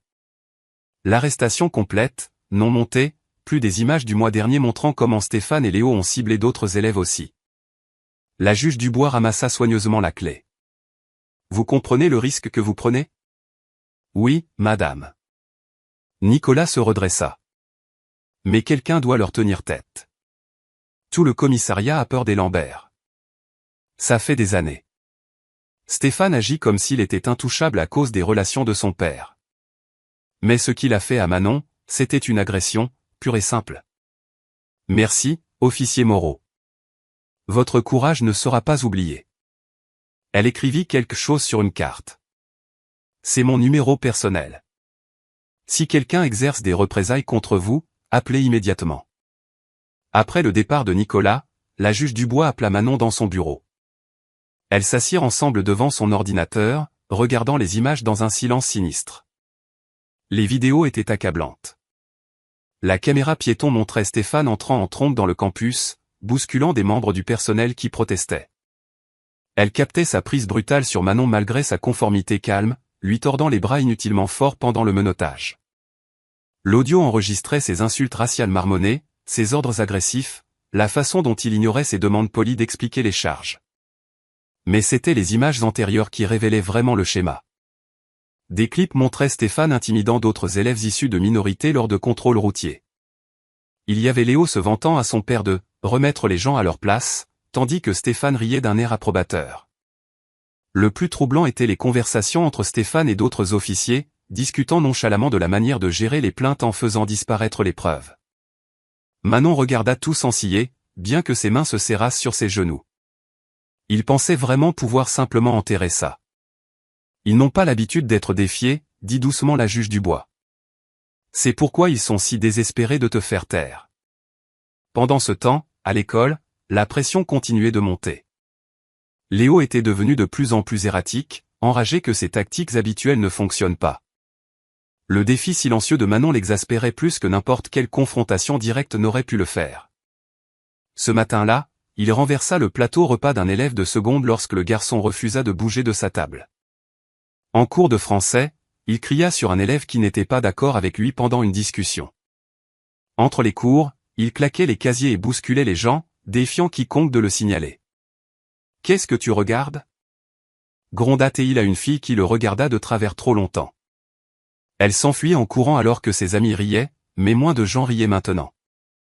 Les élèves qui le craignaient autrefois commencèrent à l'éviter complètement. Même ses suiveurs habituels semblaient mal à l'aise avec sa volatilité croissante. Pendant le déjeuner, il aperçut Manon assise avec un groupe d'élèves portant des rubans violets. La vue d'eux parlant et riant le mit en rage. Il se dirigea d'un pas lourd vers leur table. « Vous trouvez ça drôle ?» demanda-t-il. « Vous pensez que ruiner la carrière de mon père est une blague ?» Manon le regarda calmement. « Ton père a ruiné sa propre carrière en enfreignant la loi. Tais-toi. » Léo frappa des mains sur la table, faisant sursauter tout le monde. « Tu ne sais rien. Ma famille a bâti cette ville. Nous protégeons les gens, mais tu viens ici causer des problèmes, monter tout le monde contre nous. Le seul qui cause des problèmes, c'est toi, Léo, dit Manon doucement. Et tout le monde peut le voir maintenant. » Son visage se déforma. Un instant, on aurait dit qu'il allait la frapper, mais un professeur intervint enfin, l'éloignant alors qu'il continuait de crier des menaces. De retour dans le bureau de la juge Dubois, Manon et sa mère commencèrent à se préparer pour l'audience disciplinaire. Elles organisèrent les déclarations des témoins, documentèrent les menaces, et avaient maintenant les images cruciales de la caméra piéton. Manon s'entraîna à témoigner, déterminée à rester calme quoi qu'il arrive. « Souviens-toi, conseilla la juge Dubois, ils essaieront de te provoquer pour te faire paraître en colère ou déraisonnable. Reste calme et tiens-t'en aux faits. » Manon hocha la tête, révisant ses notes. « Je suis prête. Ils doivent faire face aux conséquences, non seulement pour ce qu'ils m'ont fait, mais pour tous ceux qu'ils ont blessés. » La juge Dubois serra l'épaule de sa fille, fière de sa force. Elle programma officiellement l'audience pour la semaine suivante, sachant que cela enverrait des ondes de choc dans la communauté. Les Lambert avaient régné par la peur pendant trop longtemps. Il était temps que la justice soit rendue. L'avis fut envoyé cet après-midi-là. Audience disciplinaire officielle concernant l'officier Stéphane Lambert. La machine de la responsabilité se mettait enfin en marche. Manon ressentit un mélange d'anxiété et de détermination en se préparant à témoigner, sachant que dire la vérité au pouvoir signifiait faire face à une résistance féroce. Mais avec des preuves irréfutables en main et un soutien croissant de la part d'autres personnes qui avaient été réduites au silence, elle était prête pour le combat à venir. Le soleil matinal peignait des traînées dorées dans le salon de Manon alors qu'elle était assise avec sa mère, répétant son témoignage pour la 100e fois. Des feuilles de brouillon étaient étalées sur leur table basse, couvertes de notes surlignées et d'annotations soignées. « Essayons à nouveau la partie sur la confrontation initiale, » suggéra la juge Dubois, ses lunettes de lecture perchées sur son nez. « Souviens-toi, tiens-t'en aux faits observables. » Manon hocha la tête, se redressant sur son siège. « Lors de mon premier jour au lycée Victor Hugo, Léo Lambert m'a délibérément heurté dans le couloir. Quand je ne me suis pas excusé, il a utilisé des insultes raciales et m'a menacé. J'ai enregistré son comportement sur mon téléphone pour documenter le harcèlement. Bien, clair et spécifique. » La juge Dubois prit une note. Maintenant, à propos de l'arrivée de l'officier Lambert. L'officier Lambert est entré sur le terrain de l'école sans se présenter au secrétariat. Il a ignoré les tentatives du personnel de l'arrêter. Sans énoncer d'accusation ni me lire mes droits, il a attrapé mon bras et l'a tordu derrière mon dos. Les menottes ont été appliquées avec une force excessive, causant des ecchymoses qui ont été photographiées au commissariat. On sonna à la porte, interrompant la séance de répétition. La juge Dubois alla ouvrir et trouva Chloé Dupont, une des camarades de classe de Manon, tenant nerveusement une enveloppe Kraft. « Je suis désolé de venir si tôt, » dit Chloé à voix basse. « Mais je voulais vous donner ça avant l'école. » Elle tendit l'enveloppe. « C'est ma déclaration écrite sur ce que Léo a fait à mon frère le semestre dernier. 3 autres élèves ont aussi signé des déclarations. Elles sont toutes ici. » Manon les rejoignit à la porte. « Merci, Chloé. C'est vraiment courageux de ta part. » Chloé esquissa un petit sourire. « Ce que tu fais, ça aide beaucoup d'entre nous à nous sentir plus forts. Léo a rendu la vie de mon frère infernale quand il a signalé le harcèlement. L'école n'a rien fait. Mais peut-être que maintenant, à l'intérieur de l'enveloppe, elles trouvèrent des récits détaillés du schéma d'intimidation de Léo. Un élève décrivait comment Léo avait détruit son projet artistique et l'avait menacé de pire s'il se plaignait. Un autre écrivait que Léo exigeait un paiement pour le protéger du harcèlement de ses amis. Les nouvelles locales avaient également commencé à changer de ton. Le reportage de la nuit dernière comprenait des interviews d'experts des droits civiques qui critiquaient les actions de Stéphane. Les journaux du matin publiaient des éditoriaux remettant en question la gestion des signalements de harcèlement par l'école. Les gens voyaient enfin la vérité. À l'école, Manon remarqua immédiatement le changement. Les élèves qui avaient évité son regard lui offraient maintenant de petits signes de la main ou des hochements de tête encourageants. Pendant la deuxième heure, un élève de seconde discret nommé James lui glissa un mot. « Mon père est dans la police. » Tous ne soutiennent pas l'officier Lambert. Reste forte. À la cantine, quelque chose de remarquable se produisit. Alors que Manon se dirigeait vers sa table habituelle avec son plateau repas, 4 élèves se levèrent et la rejoignirent. Sans un mot, ils formèrent un cercle protecteur, marchant à ses côtés. D'autres élèves remarquèrent et se mirent en rang. Au moment où elle atteignit sa place, près d'une douzaine de camarades s'étaient rassemblés en soutien silencieux. Léo observait de l'autre côté de la pièce, son visage s'assombrissant de rage.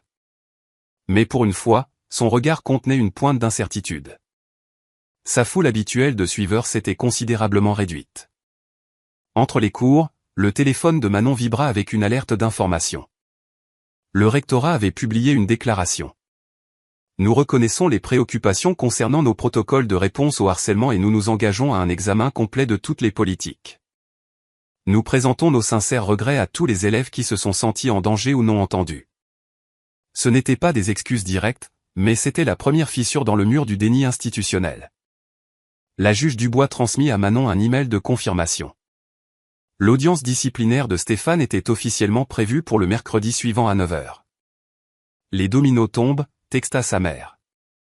Reste concentrée. Reste forte.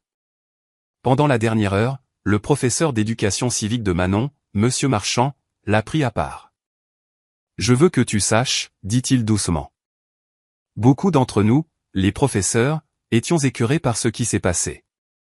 Nous avions peur de parler, mais j'ai soumis ma déclaration de témoin sur ce jour-là. Ce qu'ils t'ont fait était mal. Après l'école, Manon trouva un petit groupe qui l'attendait près de son casier. Pas seulement Chloé, mais 5 autres élèves, dont certains qu'elle connaissait à peine. Ils marchèrent ensemble jusqu'au parking, partageant des histoires de fois où ils avaient été témoins de la cruauté de Léo, mais s'étaient sentis impuissants à l'arrêter. Ma cousine travaille au palais de justice, mentionna une fille. Elle dit que ta mère est la juge la plus respectée là-bas. Pas étonnant que le père de Léo ait eu l'air effrayé quand il a découvert qui tu étais. À la maison, Manon ressentit une vague d'espoir en examinant les développements de la journée. Les déclarations des témoins s'accumulaient. Le soutien de la communauté se renforçait. Même le rectorat reculait. Pour la première fois depuis l'arrestation, la justice semblait vraiment possible. La juge Dubois étala les nouvelles déclarations sur la table de leur salle à manger, les ajoutant à leur dossier de preuves. La vérité a une façon de sortir, dit-elle, surtout quand des gens courageux se serrent les coudes. Manon aida à organiser les documents, étiquetant soigneusement chacun d'eux. Je pense que les gens attendaient juste que quelqu'un se lance en premier, réfléchit-elle, pour leur montrer qu'il était possible de se défendre. Plus tard dans la soirée, Manon rassembla les poubelles de la cuisine, sortant par la porte de côté. Le coucher de soleil peignait le ciel d'orange et de violet féroce. Elle inspira l'air frais, se sentant plus forte qu'elle ne l'avait été depuis des semaines. Alors qu'elle approchait des poubelles près de leur garage, une odeur chimique âcre lui monta aux narines. Ses pas ralentirent. L'odeur était indubitable. De l'essence. Le garage explosa en flammes. Une lueur orange violente perçant le ciel sombre du soir. Manon recula en titubant, son cœur battant à tout rompre alors que la chaleur lui frappait le visage. Le sac poubelle tomba de ses mains tremblantes. « Maman !» cria-t-elle en courant vers la maison. « Appelle le 17 !» La juge Dubois se précipita par la porte, le téléphone déjà pressé contre son oreille. Des voisins sortirent de leur maison, certains en pyjama, fixant l'incendie qui consumait le garage des Dubois.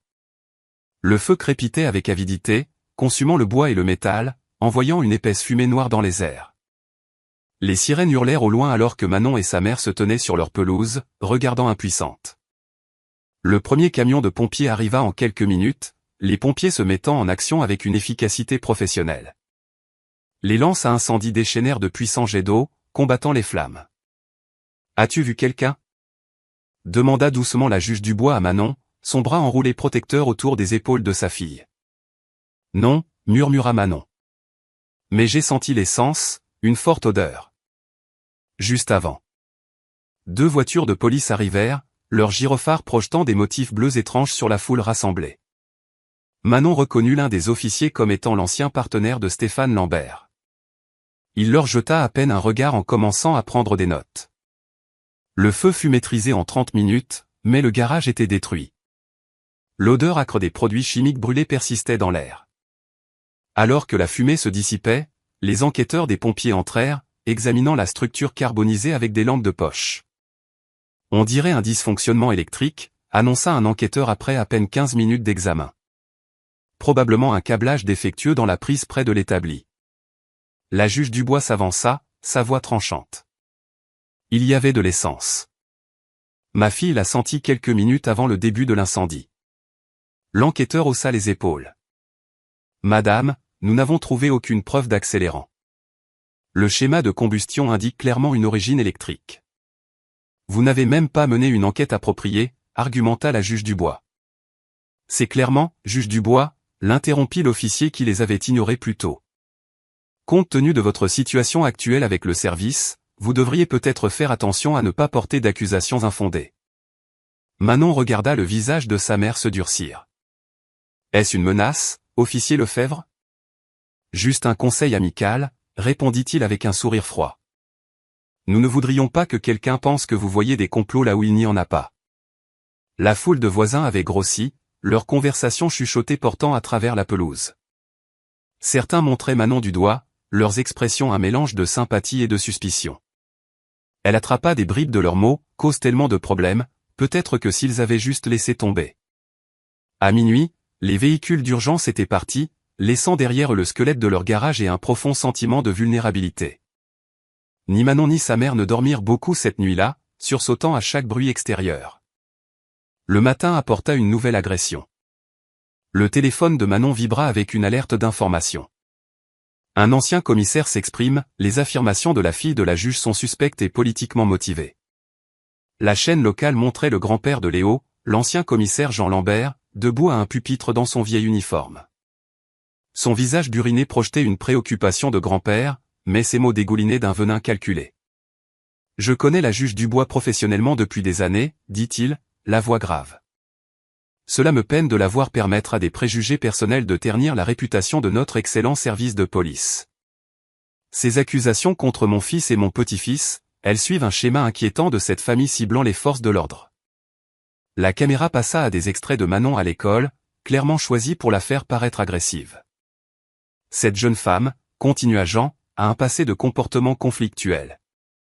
Notre communauté mérite mieux que ces tactiques clivantes.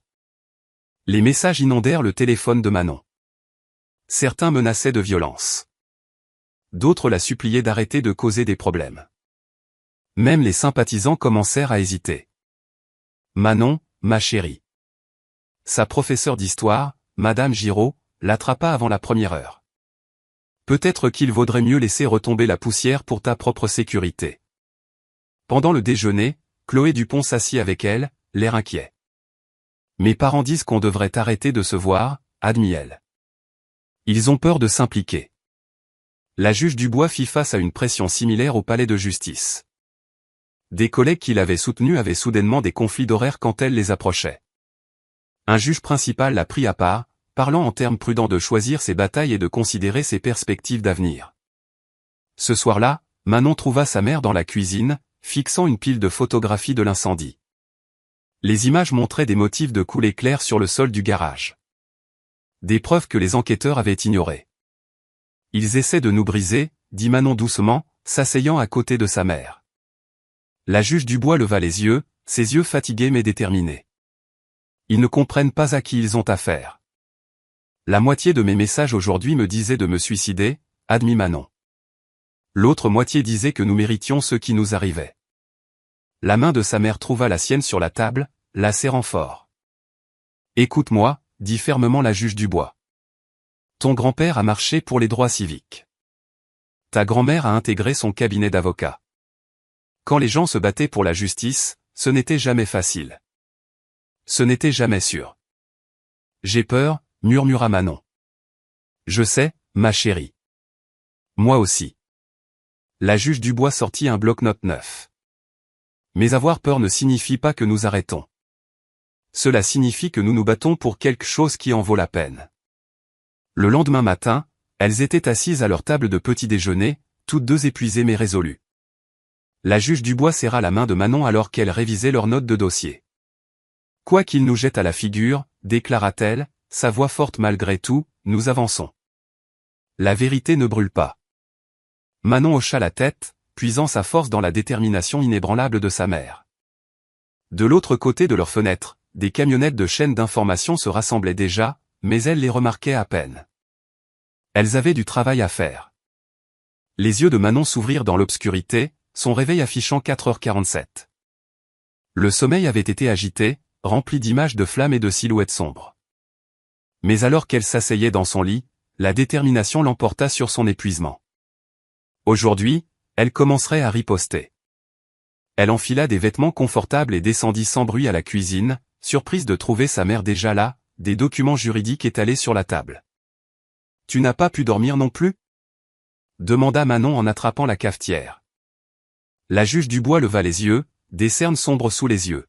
« Je revois les précédents depuis 3 heures. » Elle désigna la pile de dossiers. « Le système s'attend à ce que nous abandonnions. C'est leur stratégie. Escalader jusqu'à ce que la victime recule. » Manon s'installa sur une chaise, réchauffant ses mains autour de sa tasse de café. « Alors changeons les règles du jeu. » Pendant l'heure suivante, elles travaillèrent dans un silence concentré. Manon sortit son téléphone, téléchargeant et organisant méthodiquement chaque élément de preuve qu'elles avaient rassemblé. Vidéo de la première confrontation dans le couloir. Capture d'écran de textos menaçants. Déclaration de témoins recueillies auprès d'élèves courageux. Les images de la caméra piéton qui avait fuité, montrant l'arrestation agressive de Stéphane Lambert. « Maman », dit enfin Manon, sa voix stable malgré son cœur qui s'emballait. « J'ai besoin de dire quelque chose. » La juge Dubois posa son stylo, accordant toute son attention à sa fille. « Ils ont brûlé notre garage. Ils menacent nos vies. Une partie de moi veut céder juste pour me sentir à nouveau en sécurité. » Les mains de Manon tremblaient légèrement, mais sa voix se raffermit. « Mais si nous arrêtons maintenant, quel message cela envoie-t-il ? Que les brutes gagnent si elles sont assez effrayantes. Que la justice ne fonctionne que pour les puissants. » Elle afficha un message texte récent et le montra à sa mère. « Votre Jean n'a pas sa place ici. Connaissez votre place. Il ne s'agit plus seulement de Léo, continua Manon. Ou de l'officier Lambert. Il s'agit de chaque enfant qui a été terrorisé par des brutes avec des relations. Chaque personne à qui on a dit de connaître sa place. Si nous reculons, nous leur disons à tous de se taire et d'accepter les abus. » La juge Dubois tendit la main à travers la table, saisissant celle de Manon. « Tu parles comme ta grand-mère. Elle disait que le courage, ce n'est pas de ne pas avoir peur. C'est d'être terrifié et de tenir bon quand même. » Exactement. Manon ouvrit son ordinateur portable, montrant les dossiers de preuves organisés. J'ai tout structuré chronologiquement. Incident initial, escalade, l'arrestation, les menaces ultérieures, l'incendie du garage, avec tous les documents à l'appui référencés. Elles passèrent les heures suivantes à répéter les témoignages. Manon s'entraîna à rester calme en décrivant le harcèlement. La juge Dubois l'aida à se préparer au contre-interrogatoire hostile, jouant l'avocat du diable avec une intensité croissante. « Et n'est-il pas vrai, » lança la juge Dubois, imitant un contre-interrogatoire agressif, « que vous avez provoqué monsieur Lambert en le filmant sans son consentement ?»« Non, » répondit fermement Manon. « J'ai commencé à enregistrer après qu'il m'ait délibérément agressé dans le couloir. Enregistrer des interactions publiques et légalement protégées, surtout pour documenter du harcèlement. » La matinée s'étira en après-midi, elles commandèrent un déjeuner à livrer, aucune ne voulant quitter la maison. Manon remarqua que sa mère passait des appels entre les séances de pratique, parlant à voix basse avec des collègues en qui elle avait confiance. Vers 15 heures, le téléphone de Manon vibra. Chloé Dupont avait envoyé une nouvelle vidéo. Léo se vantant dans les vestiaires de la façon dont sa famille allait détruire les Dubois. « Je peux témoigner », disait le message de Chloé. « J'ai peur, mais j'en ai fini d'être silencieuse. » D'autres messages suivirent. D'autres élèves proposant des déclarations. Un professeur écrivant anonymement sur les dissimulations systématiques du comportement de Léo. Le concierge de l'école confirmant qu'il avait vu Léo vandaliser le casier de Manon. Ils trouvent leur courage, dit Manon en montrant les messages à sa mère. La juge Dubois hocha la tête. Parfois, les gens ont juste besoin de voir quelqu'un d'autre se lever en premier. Alors que le soir approchait, Manon remarqua quelque chose d'étrange. Les messages menaçants qui avaient bombardé son téléphone pendant des jours s'arrêtèrent soudainement. Pas de nouveaux appels anonymes, pas de voitures sombres passant devant leur maison. Ils sont silencieux, dit-elle à sa mère pendant le dîner. Trop silencieux. Ils préparent quelque chose pour demain, acquiesça la juge Dubois. Mais nous avons mieux préparé notre coup. Elles restèrent debout tard, peaufinant leur stratégie.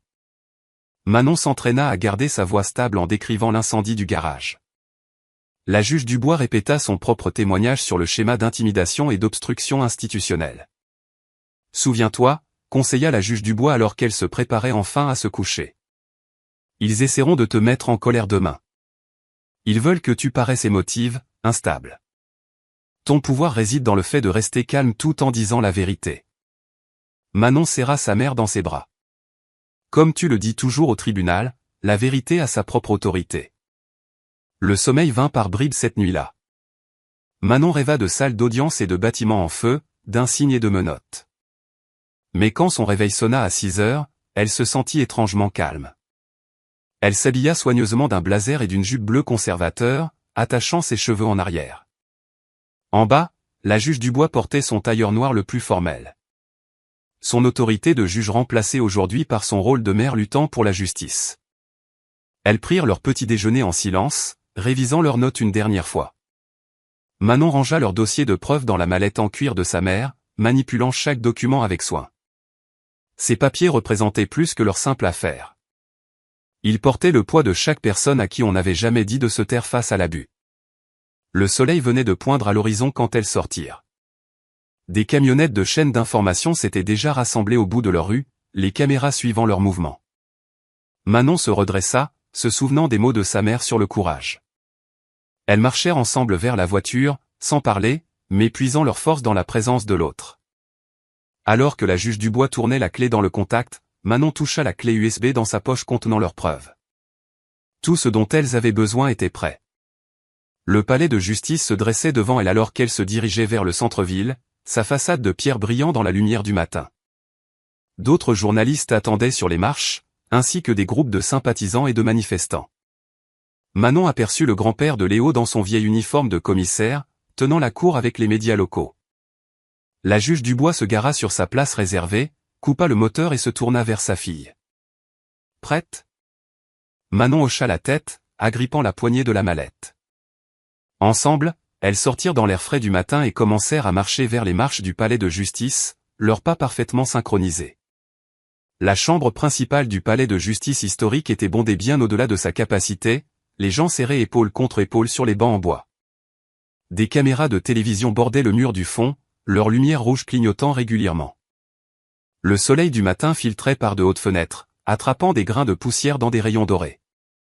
Manon était assise bien droite à côté de sa mère, observant les officiers en uniforme remplir le côté gauche de la salle en signe de solidarité avec Stéphane Lambert. Sur leur droite, elle reconnut des élèves, des professeurs et des membres de la communauté, certains solidaires, d'autres hostiles. La tension était assez épaisse pour être coupée au couteau. Stéphane Lambert était assis à la table des accusés, la mâchoire serrée, dans son uniforme de cérémonie impeccable. Son avocat remuait des papiers avec importance, lui chuchotant à l'oreille. 2 rangs derrière eux, Léo était avachi sur son siège avec un sourire narquois, la main de son grand-père, l'ancien commissaire, reposant lourdement sur son épaule. Il dégageait la confiance des gens habitués à obtenir ce qu'ils veulent. Le panel d'examen de 3 personnes entra et la salle se leva. Le président du panel, le commissaire Walsh, déclara l'audience ouverte avec 3 coups secs de son marteau. Officier Stéphane Lambert, commença Walsh. Vous êtes ici pour répondre à de graves allégations de faute professionnelle, d'arrestation abusive et d'usage excessif de la force. Comment répondez-vous ? Stéphane se leva, tirant sur son col. Ces accusations sont complètement fausses, monsieur. J'ai répondu à un appel concernant une élève violente menaçant mon fils. Quand je suis arrivé, elle était agressive et a refusé d'obéir à des ordres légitimes. Les mains de Manon se crispèrent sur ses genoux, mais elle garda un visage neutre, exactement comme elle l'avait répété. À côté d'elle, la juge Dubois prit une petite note. Et vous maintenez que votre caméra piéton a mal fonctionné pendant cet incident? Demanda Walsh.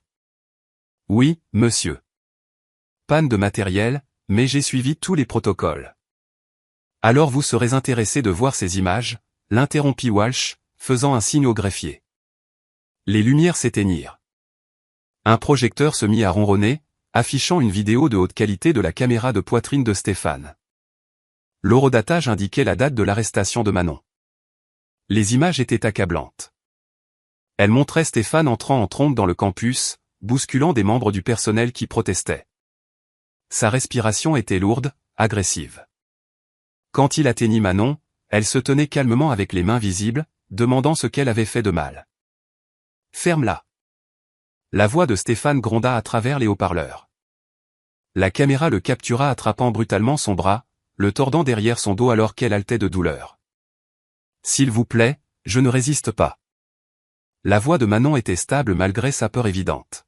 « Ouais, ben, t'aurais dû y penser avant d'attaquer mon fils, » gronda Stéphane, serrant les menottes inutilement fort. Des murmures s'élevèrent dans la salle d'audience. Plusieurs officiers se tortillèrent mal à l'aise sur leur siège. Les images continuèrent, montrant Stéphane ignorant les protestations du proviseur et les demandes de Manon d'appeler sa mère. Quand les lumières se rallumèrent, le visage de Stéphane avait perdu sa couleur. Son avocat griffonnait frénétiquement des notes. Officier Lambert. La voix de Walsh était glaciale. Souhaitez-vous réviser votre déclaration concernant la panne de matériel? Avant que Stéphane ne puisse répondre, son avocat se leva. Mon client exerce son droit de garder le silence sur cette question. Notez. Walsh se tourna vers Manon. Mademoiselle Dubois, veuillez vous présenter à la barre. Manon se leva avec grâce, sentant des centaines de regards suivre ses mouvements.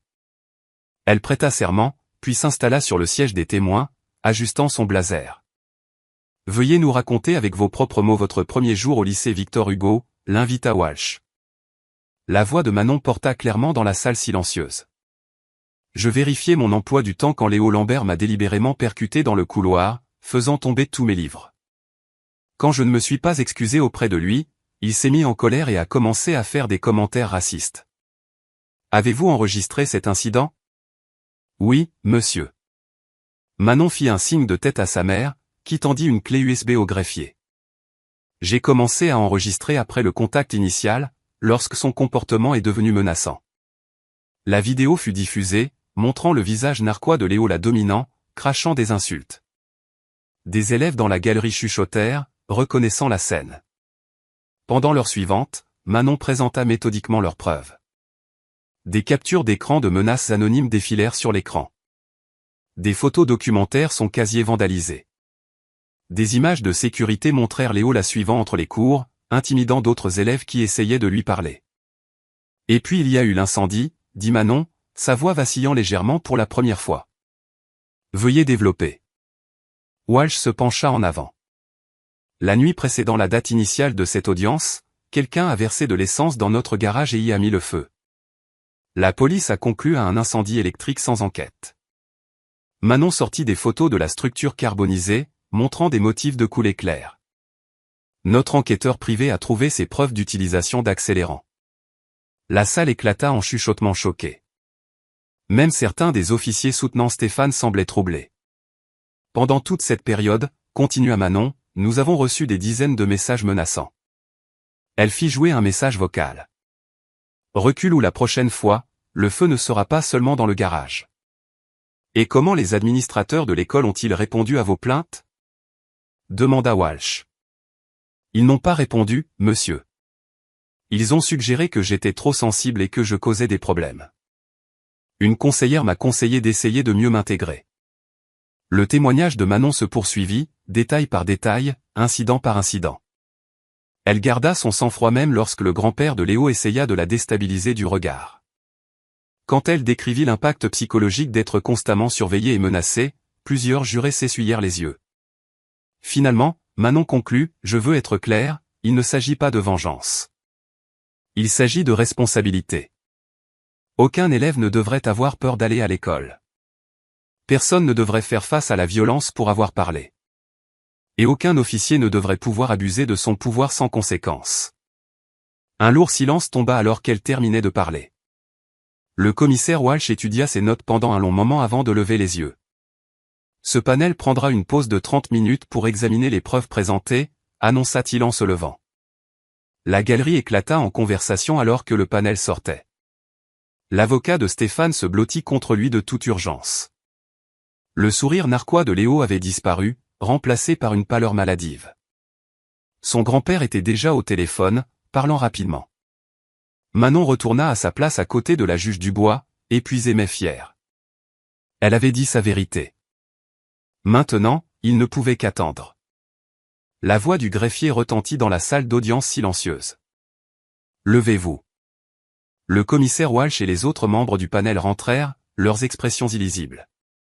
Le cœur de Manon battait à tout rompre alors que tout le monde se rasseyait. La tension dans la pièce était suffocante.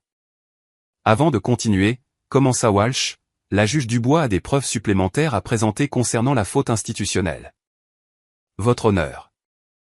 La juge Dubois se leva avec grâce, ses talons claquant contre le sol alors qu'elle s'approchait du pupitre. Elle portait un épais classeur en cuir, son visage empreint de détermination. Membre du panel, commença-t-elle, sa voix claire et mesurée. Ce à quoi nous avons assisté aujourd'hui va bien au-delà d'un simple incident d'arrestation abusive. Je présente des preuves d'abus de pouvoir systématique et de protection institutionnelle de la mauvaise conduite de la famille Lambert. Elle ouvrit son classeur, sortant une pile de documents. Premièrement, ce sont des emails internes entre les administrateurs de l'école discutant de la manière de gérer la situation Dubois.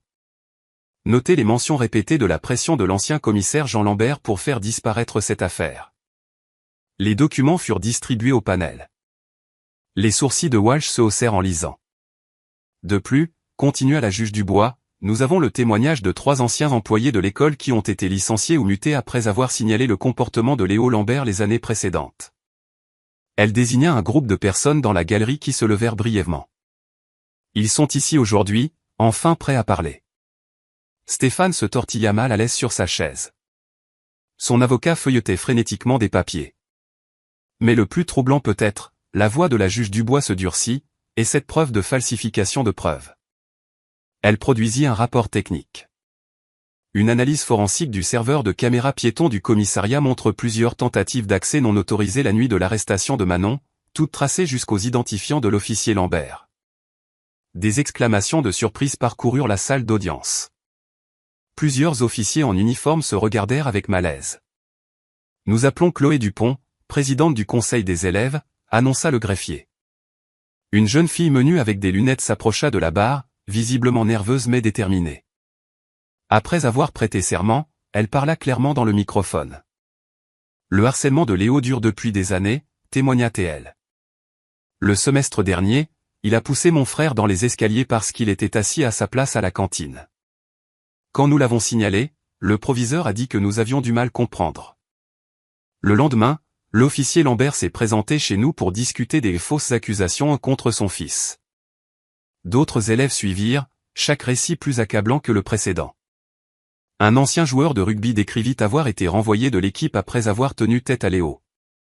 Une assistante d'éducation révéla avoir entendu des administrateurs discuter de la manière de minimiser les signalements de harcèlement impliquant le nom Lambert.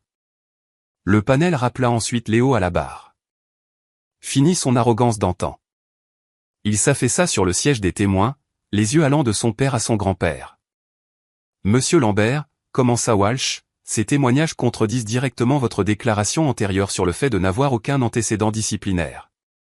Souhaitez-vous vous expliquer? Ils mentent tous, claqua Léo, mais sa voix se brisa. Ils sont juste jaloux parce que quoi? L'interrompit Walsh. Parce que le nom de votre famille vous protégeait? Parce que l'insigne de votre père signifiait que vous n'aviez jamais à faire face aux conséquences? Ce n'est pas je veux dire, Léo trébucha sur ces mots. Avez-vous oui ou non délibérément provoqué mademoiselle Dubois lors de son premier jour? Elle le cherchait, laissa échapper Léo, se promenant comme si elle était chez elle, agissant avec supériorité. De la galerie, l'ancien commissaire Jean Lambert se leva soudainement, le visage rouge de rage. C'est scandaleux. Toute cette audience est une chasse aux sorcières contre ma famille. J'ai servi cette communauté pendant 40 ans, et je ne resterai pas ici pendant que, vous allez vous asseoir immédiatement, ordonna Walsh. Ou être expulsé. Jamais de la vie. Rugit l'aîné. J'ai passé trop d'appels, tiré trop de ficelles pour laisser cette petite mascarade, il s'arrêta brusquement, réalisant ce qu'il venait d'admettre. La pièce devint mortellement silencieuse. Huissier, ordonna Walsh. Veuillez escorter l'ancien commissaire Lambert et le retenir pour interrogatoire concernant l'ingérence dans une procédure officielle. Alors que les agents de sécurité s'approchaient, le sang-froid de Jean Lambert s'effondra complètement. Vous pensez que ça veut dire quelque chose? J'ai encore des amis à la préfecture. Un coup de filet, et quoi? La voix de la juge Dubois trancha sa tirade. Vous abuserez de plus de pouvoir, menacerez plus de familles. Les jours où votre famille opérait au-dessus de la loi sont terminés. 2 huissiers escortèrent l'ancien commissaire bredouillant hors de la salle. Léo était assis, figé sur le siège des témoins. Toute prétention de confiance était anéantie. Stéphane fixait droit devant lui, la mâchoire si serrée qu'elle tremblait. Les membres du panel se concertèrent tranquillement entre eux, jetant de temps en temps un coup d'œil à la montagne de preuves devant eux. Après plusieurs minutes tendues, Walsh redressa ses papiers et s'éclaircit la gorge. Ce panel est prêt à rendre sa décision, annonça-t-il. Manon attrapa la main de sa mère, la serrant fort. Toute la salle semblait retenir son souffle, attendant que la justice soit enfin rendue. Le commissaire Walsh ajusta ses lunettes, scrutant la salle d'audience comble. Le silence était absolu alors qu'il commençait à lire la décision écrite du panel. Dans l'affaire des allégations de faute professionnelle contre l'officier Stéphane Lambert, ce panel a pris une décision unanime basée sur des preuves accablantes. Il marqua une pause, son ton devenant sévère. Officier Stéphane Lambert, veuillez vous lever. Stéphane se leva raidement, la main de son avocat tremblant légèrement sur ses dossiers.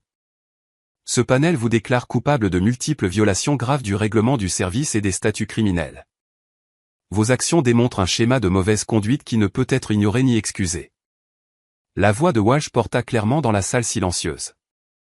Avec effet immédiat, vous êtes renvoyé du service de police de la ville. De plus, nous transmettons des accusations criminelles au bureau du procureur de la République pour arrestation abusive, usage excessif de la force et falsification de preuves. Le visage de Stéphane se vida de sa couleur. Son avocat lui chuchota de toute urgence à l'oreille, mais il semblait incapable de comprendre les mots. De plus, continua Walsh, votre pension est confisquée, et il vous est interdit de manière permanente de servir dans toute fonction d'application de la loi dans cette région. Vous remettrez votre insigne et votre arme de service à l'huissier avant de quitter cette salle d'audience. Des murmures parcoururent la galerie. Plusieurs officiers en uniforme se tortillèrent mal à l'aise sur leur siège, évitant le contact visuel avec leur ancien collègue.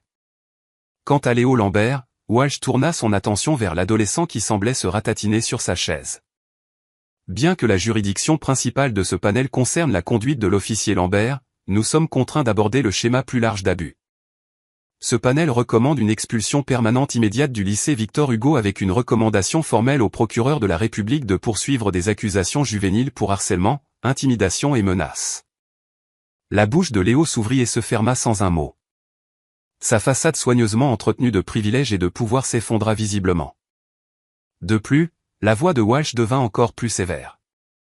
Concernant les actions de l'ancien commissaire Jean Lambert, ce panel émet une assignation immédiate pour toutes les communications liées à son ingérence dans cette affaire. Son aveu d'avoir utilisé son influence politique pour faire obstruction à la justice fera l'objet d'une enquête complète. Le commissaire remua ses papiers, continuant avec une précision méthodique. Le panel recommande également une enquête complète sur les droits civiques concernant la gestion par le rectorat du harcèlement discriminatoire et de l'application sélective des politiques disciplinaires. Le ministère de l'Éducation nationale sera notifié aujourd'hui. Manon était assise parfaitement immobile, regardant la justice se dérouler avec une satisfaction tranquille. La main de sa mère restait stable sur son épaule. Pour garantir la transparence, ajouta Walsh, toutes les conclusions et preuves de cette audience seront rendues publiques avec les expurgations appropriées pour protéger la vie privée des élèves. La nature systémique de ces violations n'exige rien de moins qu'une divulgation complète. Il se tourna pour s'adresser directement à Stéphane. « Monsieur Lambert, remettez votre insigne et votre arme maintenant. » L'huissier s'approcha de Stéphane, qui se déplaçait comme dans un état second. Ses doigts tremblants cherchèrent son insigne, manquant de le faire tomber. Le cliquetis métallique de son arme de service posée sur le plateau de l'huissier résonna dans la salle silencieuse.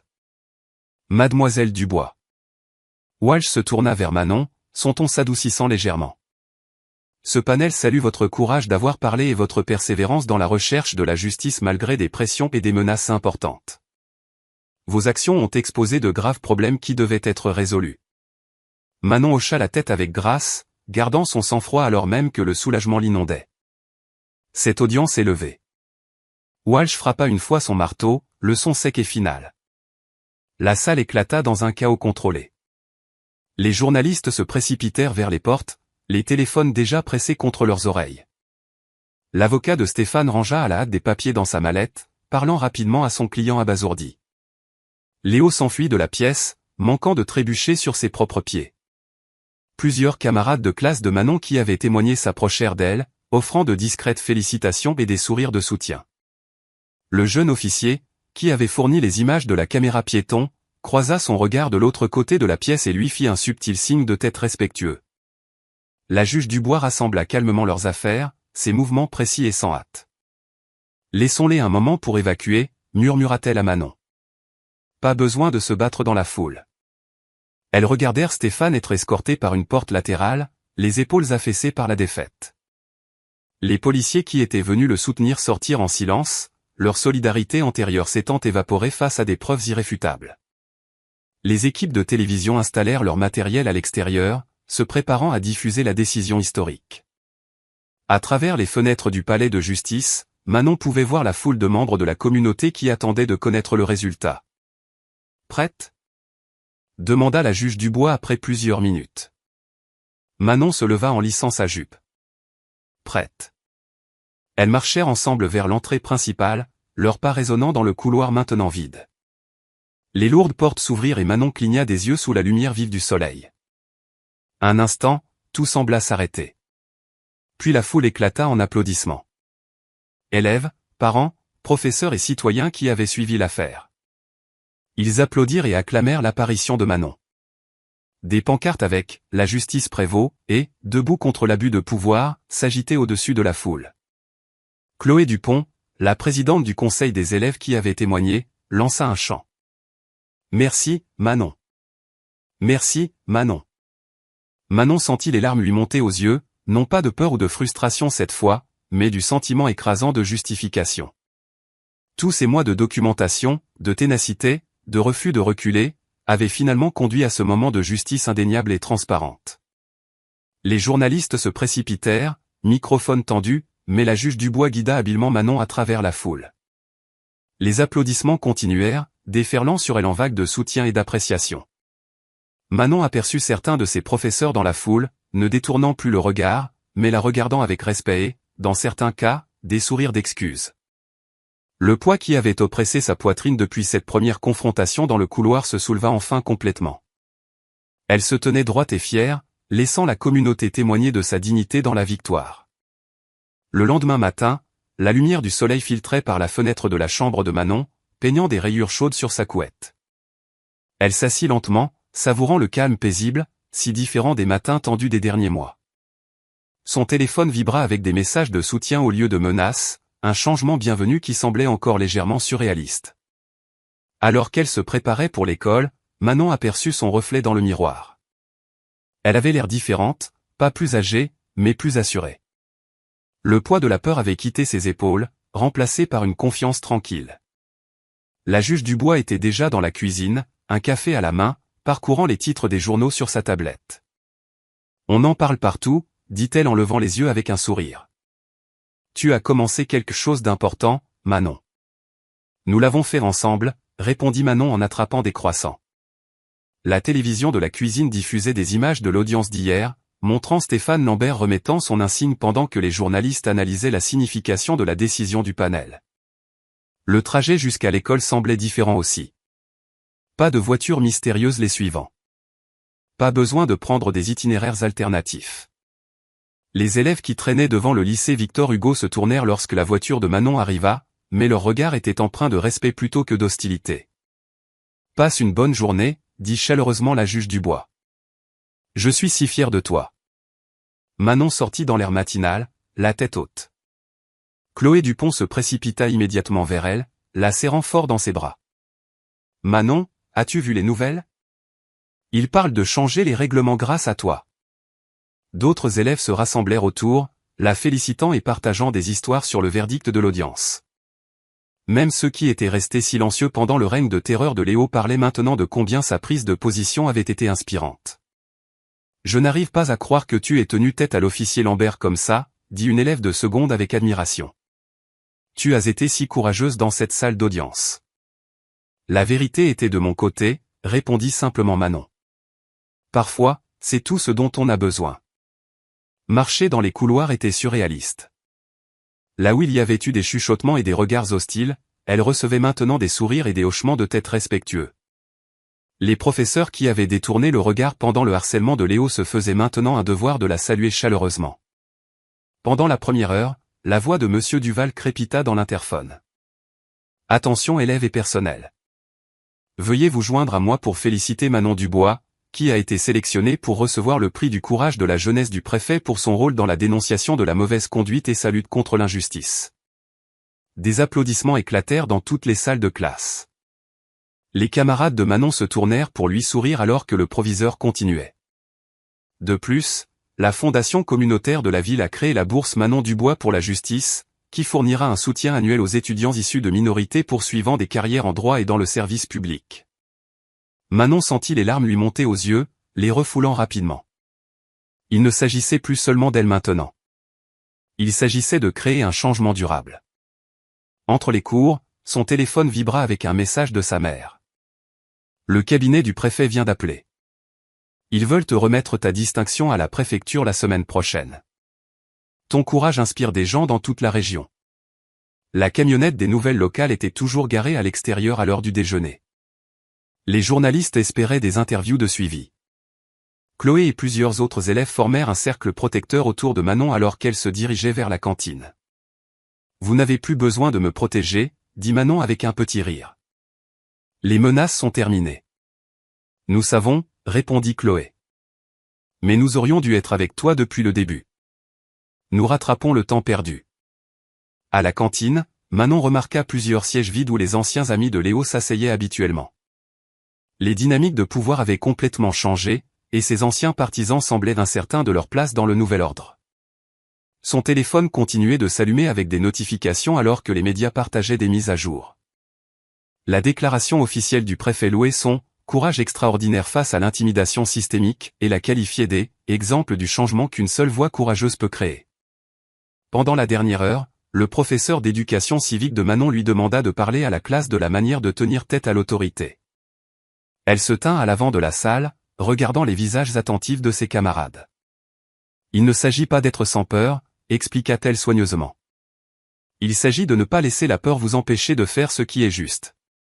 Tout le monde a le pouvoir de s'exprimer. Parfois, ils ont juste besoin de voir quelqu'un d'autre le faire en premier. » Après l'école, la juge Dubois vint la chercher pour une conférence de presse prévue au palais de justice. Elles s'assirent dans la voiture un instant, rassemblant leurs pensées. « Tu sais, » dit doucement sa mère, « quand j'ai pris mon poste de juge pour la première fois, je m'inquiétais de la façon dont cela pourrait t'affecter. Je n'aurais jamais imaginé que tu finirais par m'apprendre le courage. » Manon lui serra la main. « Tu me l'as appris en premier. J'ai juste appliqué les leçons. » Elles montèrent ensemble les marches du palais de justice où les attendaient journalistes et caméras. Les questions fusèrent. « Manon, quel message avez-vous pour les autres élèves confrontés à l'intimidation ? Juge Dubois, comment cette affaire influencera-t-elle vos futures décisions ?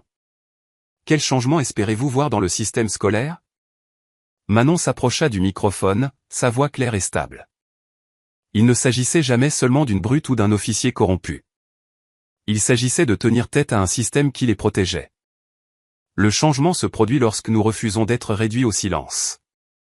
Les flashs crépitèrent alors qu'elle continuait. À quiconque est confronté à des difficultés similaires, vous êtes plus fort que vous ne le pensez. Documentez tout. Trouvez des alliés. Ayez confiance en la justice. Et ne laissez jamais personne vous convaincre d'accepter l'abus comme quelque chose de normal. La juge Dubois se tenait fièrement à côté de sa fille alors que Manon livrait sa déclaration finale à la foule rassemblée. Nous sommes plus forts que n'importe quelle brute.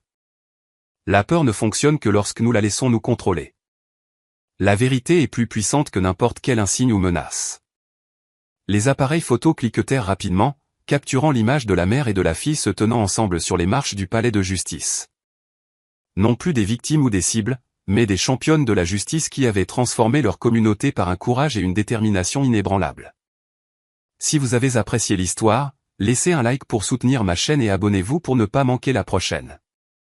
À l'écran, j'ai sélectionné 2 histoires spéciales juste pour vous. Passez une merveilleuse journée.